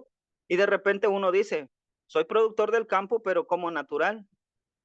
Pero pues también, si tuviste una mala capacitación y el técnico te dijo, aplícale los lixiviados así como van, pues también te estás arriesgando mucho, ¿no? Ingeniero, muchísimas gracias, doctor. Gracias por el espacio. Es nuestra participación. Mil gracias, Iván. Y también Renzo está escribiendo por acá en el chat que tiene una duda. Dice que es que todo lo que nos presenta requieren despertar habilidades nuevas en las que los campesinos, biología, microbiología, fisiología vegetal, química, estadística, etcétera, ¿cómo logran esto? ¿O es que se hace desde una apropiación campesina? Mi sensación fue que el progreso requiere de muchos conocimientos y de mucha comunicación. Saludos y nuevamente mi felicitación. Pues ahí está otra pregunta Ahí ven para la pantalla, Rubén. ¿verdad?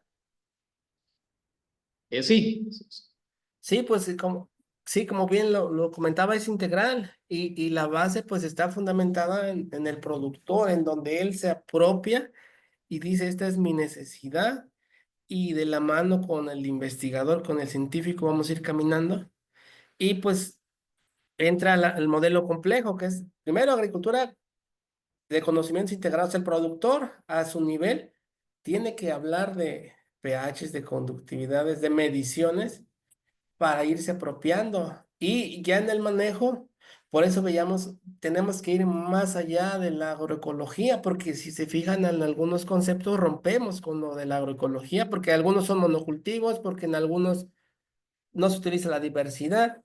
Sin embargo, lo que vemos es que sí se necesitan otras ciencias como la microbiología, como la, no sé, la biología molecular y otras, pero cuando se lo das sencillo al productor y le dices, este es tricoderma, sirve para esto, y lo puede ver el productor en el microscopio con la lupa, pues es cuando dice, sí funciona, sí están vivos esos microorganismos, y es cuando se apropia, y ya cuando se apropia, es cuando lo puede compartir.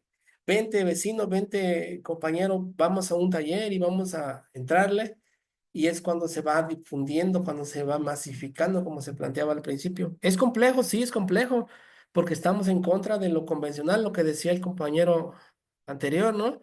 Los gobiernos que le dan apoyo a las empresas, hay ayuntamientos que todavía subsidian agroquímicos, y aquí cuando un productor se apropia, lo que dice por ahí Piñeiro, ¿no?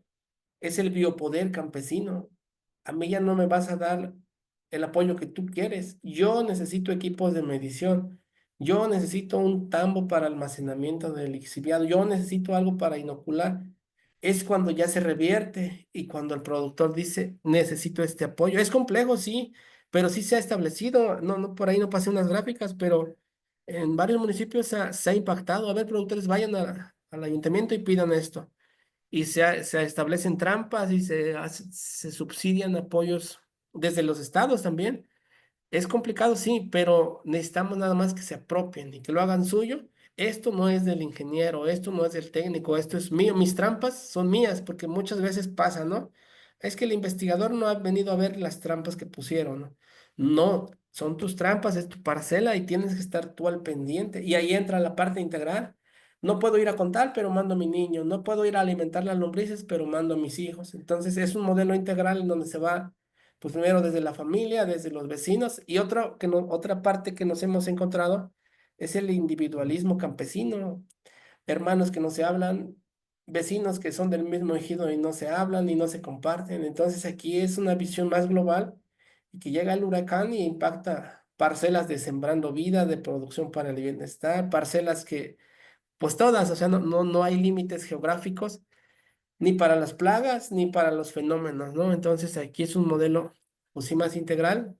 Ya se han llevado varios años, y por eso me gusta ahí ponerle modelo evolutivo, adaptativo, porque se va adaptando a las condiciones económicas desde el productor, ¿no? Este año no tengo, este año no hay lana, ¿y cómo lo voy a hacer? Y se va adaptando a las condiciones de clima y las precipitaciones de este año y los fríos que vienen y todo eso.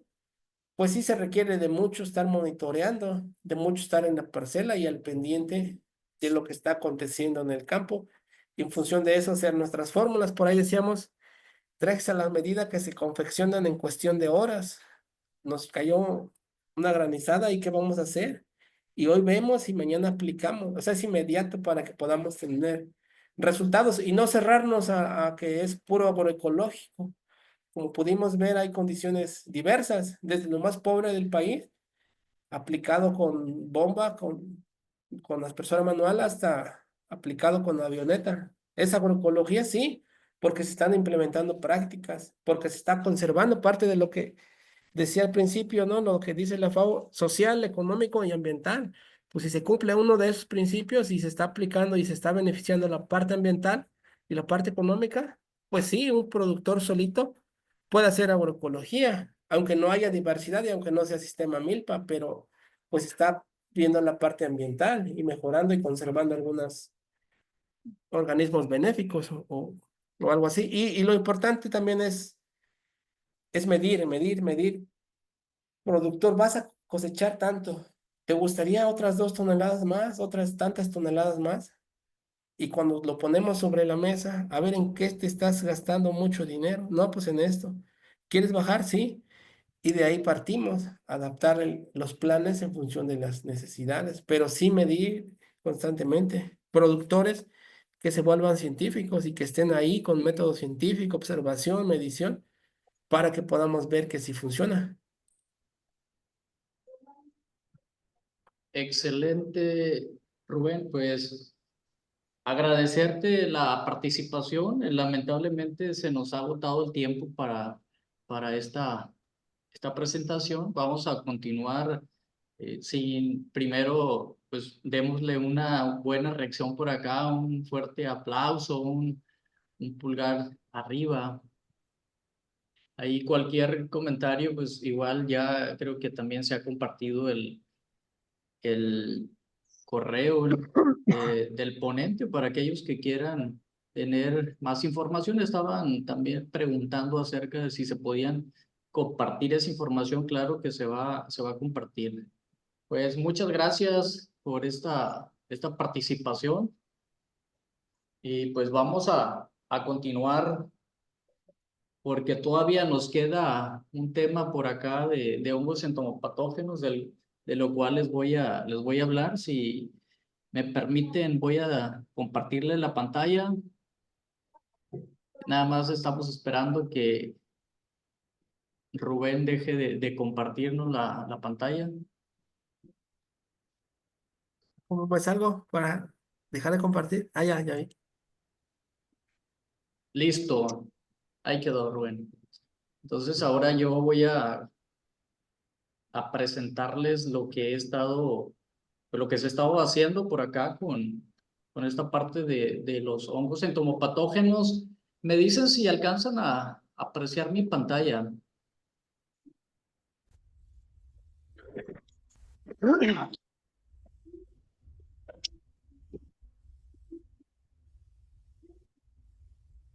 A ver.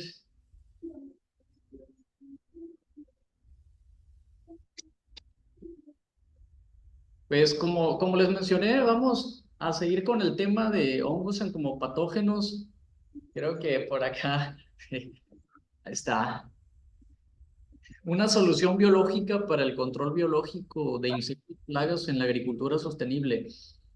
Recuerdo que hemos estado platicando durante el transcurso de este diplomado de aspectos que tienen que ver con la agroecología y pues, principalmente de la microbiología, aspectos relacionados pues, con la parte social, tanto aquello que podemos ver como lo que no podemos ver. Entonces, en este momento, pues vamos a hablar acerca de este tema que pues a mí me fascina porque tengo bastantes años trabajando sobre esto. A ver, nada más que creo que no cambia. Ahí está. Sabemos que en el estado de Guerrero principalmente pues se encuentran diferentes zonas ecológicas que le brindan al mismo estado unas particularidades muy características que van a propiciar pues el cultivo de ciertas especies vegetales, ya sea estas forestales, maderables, aquellas también que tienen importancia en la parte agrícola, desde pues en los agaves, el maíz, el mango, el cocotero, principalmente, pues son de los cultivos de mayor importancia económica en el estado. Le voy a pedir que si tienen algún comentario también o alguna pregunta, me pueden interrumpir sin ningún problema. Desafortunadamente, estos cultivos pues, se ven atacados por plagas y enfermedades que causan daños y causan pérdidas económicas importantes para los productores y productoras de acá del estado de Guerrero. Y pues sabemos que una de las cosas que hemos estado trabajando en el agroecosistema es ese control de las plagas y enfermedades. Creo que no avanza. A ver, vamos a quitar el puntero, parece que se traba. Estoy en la diapositiva que dice técnicas de control de insecto plaga. ¿Me pueden corroborar si es esa la diapositiva en la que estamos? Sí, maestro. Ok, muchas gracias. Mencionábamos en la anterior diapositiva de que los insectos plaga pues atacan muy a menudo las plantaciones, los cultivos de los productores. Y una de las alternativas para el control de esto, pues es el uso de los insecticidas químicos sintéticos, que ya sabemos se han causado daño tanto a la salud humana como a los ecosistemas terrestres, ecosistemas acuáticos, y pues derivado de ello se han suscitado bastante problemáticas en la salud. Pero también, pues los insectos se van haciendo resistentes a estos insecticidas sintéticos. Por lo que en un ecosistema o en un agroecosistema como el que ustedes están trabajando o están modificando, pues es importante tener esa diversidad o esos policultivos. ¿Para qué? Para que exista un equilibrio adecuado de las plagas y enfermedades. Dicen que las plagas y enfermedades resultan de ese desequilibrio, por lo tanto, lo que se busca en la agroecología, pues es llegar a revertirlo. Por lo que de manera natural nosotros podemos encontrar microorganismos y también macroorganismos como insectos que van a beneficiar pues esa regulación de plagas y enfermedades, y entre los microorganismos que podemos encontrar están los virus, los hongos, parasitoides. ¿Quién no conoce o ha visto algún insectito como el que está aquí pequeño? Pues es un parasitoide. También los depredadores comiéndose a otros insectos, nematos y bacterias, pues estos es más difícil de observarlos a simple vista. Sin embargo, también en algún punto se pueden observar.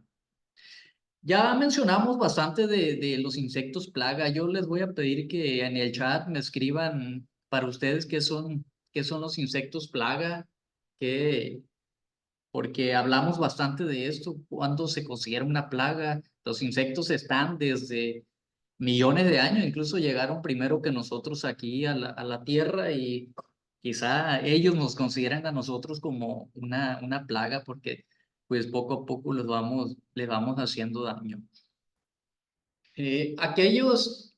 Hay algunas definiciones que se han realizado desde diferentes perspectivas, tanto en la parte agrícola como en la parte del área de la salud. Estos autores mencionan que los insectos plagas son aquellos insectos que pues, afectan la producción agrícola y por consiguiente pérdidas económicas significativas. Es una de las cosas que se presenta. Pues, el productor no quiere ver pérdidas, entonces pues le considera a un insecto que se come ya sea sus productos en almacenamiento o en el campo, pues, le llama plaga. También hay autores que hacen referencia a que los insectos plagas son aquellos cuya actividad o acción afecta los intereses humanos. ¿Quién no conoce pues, el mosquito del dengue? Por causa daños de manera directa. El dengue, la mosca tsetse, el chikungunya, todos estos insectos que dañan a la salud humana. La mosca el mal del sueño, las triatomas, o de manera indirecta, como lo mencioné hace rato, cuando almacenan granos y que pues estos son dañados por los insectos, también de cierta forma tienen que alimentarse. Hay una frase que dice que las plagas no nacen, se hacen. No sé qué tanto ustedes consideren eso. Yo creo que tiene razón, porque pues hemos ido destruyendo los hábitats y por consiguiente tienen que alimentarse, y llega el momento donde nos hacen daño a nosotros. Las estrategias para el control de estos organismos, pues se hace uso de manejo integrado de plagas, el cual utiliza diferentes estrategias para el control efectivo, desde el control cultural. Hemos mencionado mucho la rotación de cultivos, el agregar abonos, compostas, el control genético, de la forma que el humano ha venido durante muchos años mejorando aquellas plantas, el maíz, mejorándolos genéticamente de una manera natural a través de los años. Y el control biológico, pues el cual hace uso de enemigos naturales, como ya lo mencioné, los hongos, virus, nematos, bacterias, insectos y biorracionales. Sin embargo, pues nosotros en esta charla vamos a estar haciendo referencia al caso de los hongos. Y por último, el control químico. El control químico es sin duda un tipo de control que requiere utilizar a concentraciones adecuadas los insecticidas químicos. Sin embargo, parece que los productores y productoras tradicionalmente pues, han venido haciendo esa práctica de manera desde la punta de la pirámide hacia abajo y pues, eso ha traído bastantes consecuencias negativas. También hacemos referencia a los hongos entomopatógenos, pues estos son microorganismos que causan enfermedades a los insectos plaga. Entonces, nosotros podemos decir que estos hongos o estos microorganismos únicamente infectan a los insectos plaga y por ahí también algunos ácaros. Vamos a irnos un poquito más rápido porque ya está se nos está acabando el tiempo. Se estima que el 80% de las enfermedades que están producidas en los insectos de manera natural, pues tienen como un agente causal los hongos. Y a mí me gusta mucho mostrar este diagrama porque es la manera de cómo actúan los hongos entomopatógenos. Resulta que los hongos entomopatógenos creo que al momento de seleccionar el puntero no da opción de regresar. Los hongos entomopatógenos, esto que vemos aquí, donde dice adhesión de la espora, vamos a ponerlo nuevamente porque así quiero, ahí está. Esta partecita donde dice adhesión de la espora, esto es la manera de cómo se ve al microscopio uno de los hongos entomopatógenos. Llega el momento donde esto negro es el insecto, es el exoesqueleto o el cuerpo del insecto, tiene una manera de romper al insecto o atravesarlo mediante un tubo germinativo que funciona como un taladro. Imagínense cuando se pega esta cosita en la espora al insecto, va generando un tubo germinativo y rompe para poder entrar en el insecto. Esto lo hace mediante presión mecánica y con por ahí un tipo de moléculas, enzimas que se le denominan, y crece de manera interna y posteriormente va causando la muerte o hace que este insecto deje de alimentarse. Y posteriormente, al causar la muerte, pues este hongo que estaba creciendo dentro del insecto, pues sale. Mire, todo esto blanco que está aquí es hongo. Ahí es donde radica toda la ventaja de este tipo de tecnologías, porque esos hongos, una vez que se dispersan en el ambiente, ya existe el bioinsecticida, puede existir de por vida. Caso contrario a los insecticidas químicos sintéticos que el sol los daña, se evaporan, pierden efectividad. Mientras que esto, pues ahí vamos a tener ese tipo de microorganismos. La ventaja, presentan un hospedero específico. Cuando decimos que presentan un hospedero específico, quiere decir que pues, no le hacen daño a insectos benéficos. Esos insectos, es tan sabia la naturaleza que pueden convivir de manera conjunta. Una vez en el campo se reproducen y estos se van dispersando. La tecnología requerida para su producción, pues ya sabemos que es simple y de bajo costo y sobre todo un punto a recalcar que la resistencia adquirida en insectos hacia los hongos entomopatógenos no ha sido reportada. Eso es algo que me deja a mí muy sorprendido porque hasta ahorita no hay insectos que tengan resistencia, caso contrario a los insecticidas que ya sí son resistentes. Y también pues no presentan riesgo sanitario en las especies vegetales, tampoco a la salud humana. Desventajas, pues muchas veces la efectividad de estos depende de los factores abióticos y bióticos, humedad relativa, pH, etcétera. El tiempo de muerte del insecto también es más lento que con el insecticida químico sintético. no todas las plagas poseen enemigos biológicos. Aquí está lo que les mencionaba, que los factores abióticos como la temperatura, la radiación ultravioleta, humedad, el pH y los mismos fungicidas, pues van a tener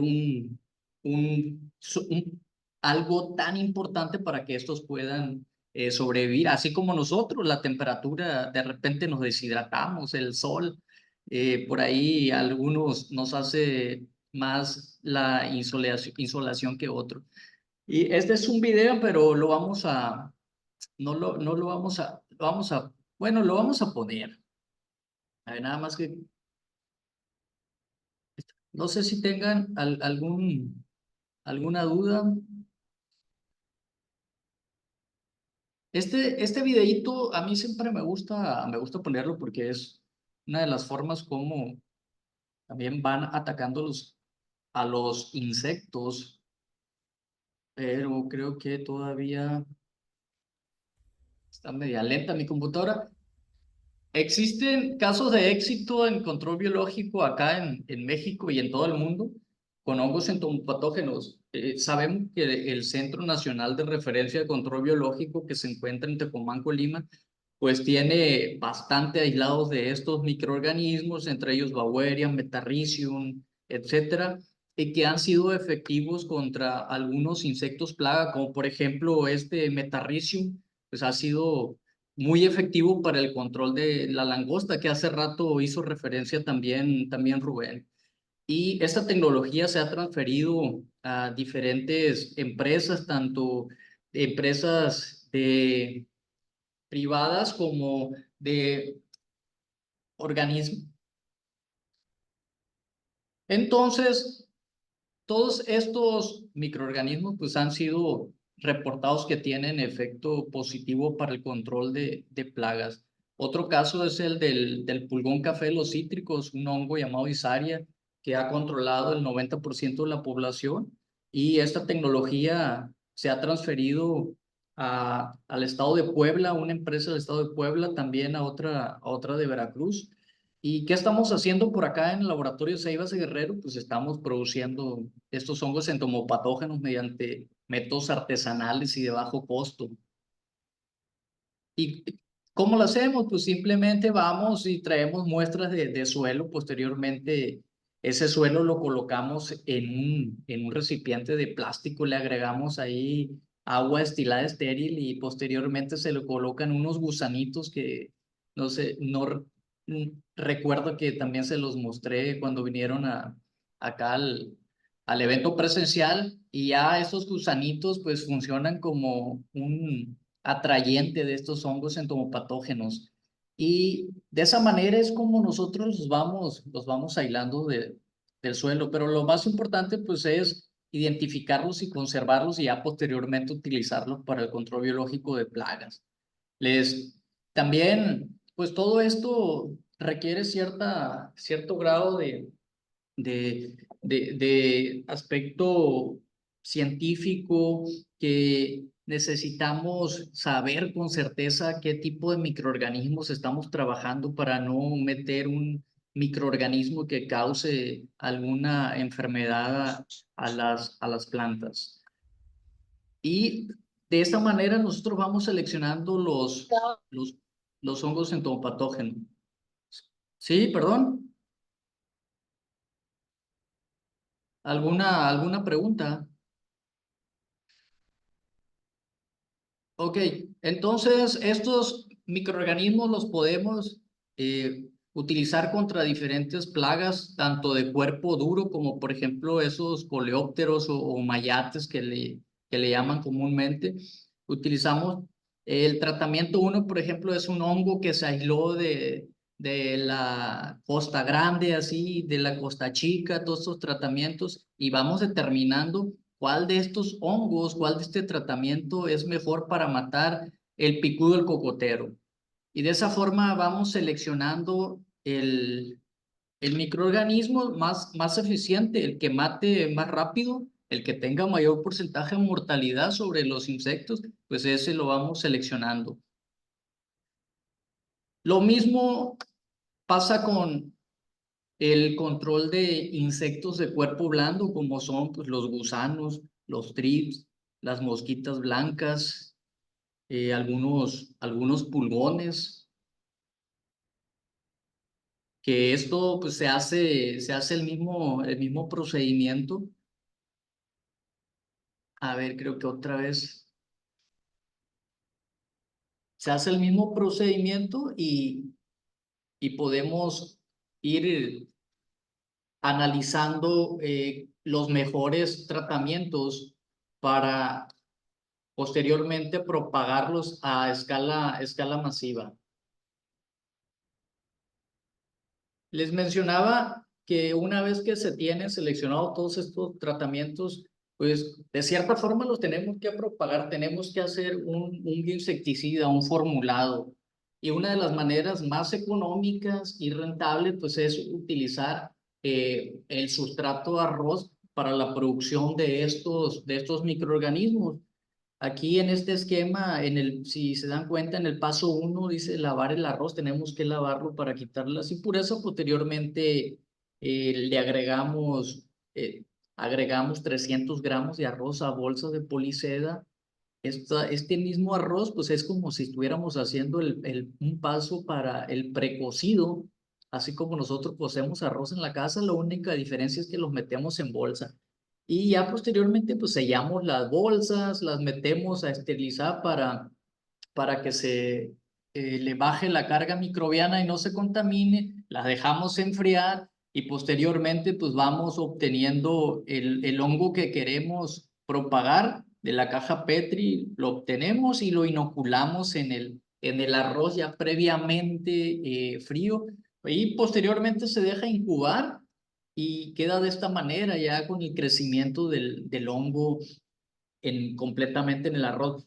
Pero también, pues, algo que hemos hecho sobre esto, porque comentábamos que el arroz en ciertas comunidades, pues, es relativamente caro o no tienen para el consumo humano. Y de las estrategias que hemos estado utilizando, pues, es el utilizar sustratos o subproductos derivados de la agricultura, algunos de ellos, o también productos derivados del mar, como el exoesqueleto de camarón. Hemos propagado los hongos en estos exoesqueletos de camarón, en la fibra de coco, en olote fresco y en la cáscara de sandía. ¿Por qué? Porque pues estos, principalmente la cáscara de sandía, el olote fresco, tienen mucho azúcar y lo que le encanta al hongo pues es el azúcar y la humedad, por lo que es de mucha importancia pues ir proporcionándole los nutrientes necesarios a estos hongos. Y la aplicación de estos en campo pues se hace ya sea de manera manual, utilizando alguna parihuela, alguna bombita, o mediante la inyección de este tipo de microorganismos a las plantas que están enfermas. Porque si una vez que los inyectamos, pues los hongos les encanta la humedad y el tronco, la planta tiene bastante humedad, por lo tanto va a tener las condiciones necesarias para poder estar en su punto máximo para contaminar a los insectos que anden por ahí, como aquellos barrenadores, aquellos gusanos que andan comiendo por dentro. Y de igual forma, pues se aplican alrededor de la palma o en la zona de goteo que le denominan. Y hemos estado también aplicando estos microorganismos en mango para el control de termita y también principalmente para el control del gusano, del picudo del cocotero. Y creo que sería todo. Si tienen alguna pregunta, ya la pueden realizar.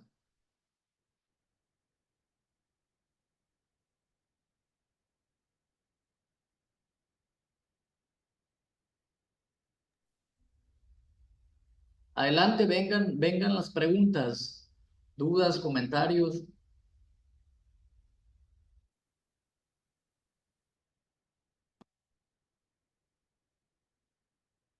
¿Sí me escucharon o se cayó mi internet? Sí, te escucho.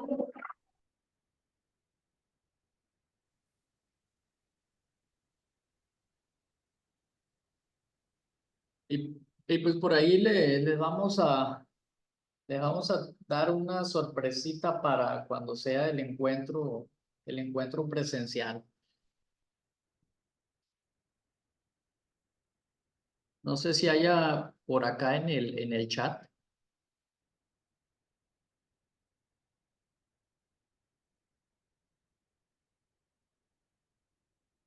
alguna pregunta.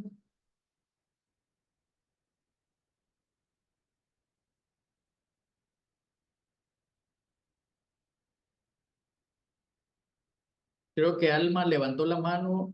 Bueno, de Nat. Claro, claro que sí, comparto la presentación.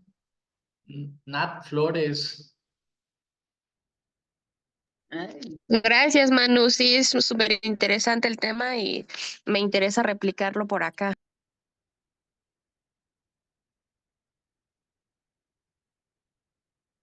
Yo creo que ahorita que ha llovido bastante o llovió mucho en Guerrero, pues es muy fácil de estar produciendo este tipo de microorganismos.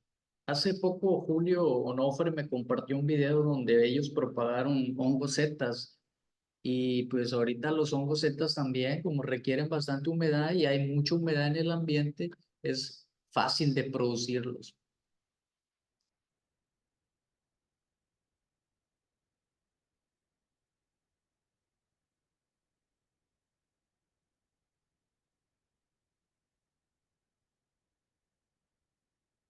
Pues si no tienen algunos comentarios o preguntas por acá, Alma Lenina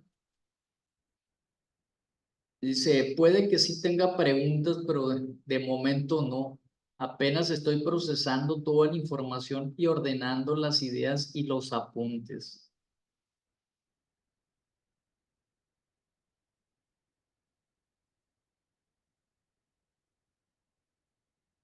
Este tipo de información ya nos queda más claro cuando lo llevamos a la práctica.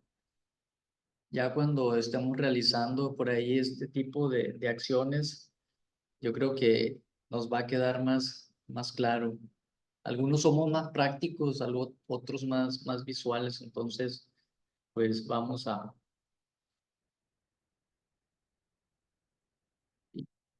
y determinar si son efectivos.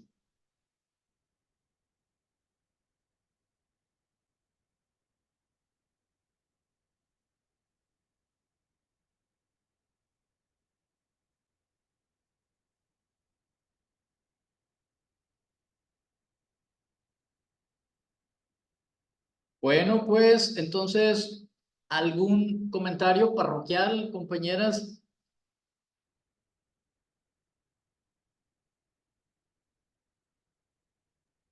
Sí, detalle, Manu.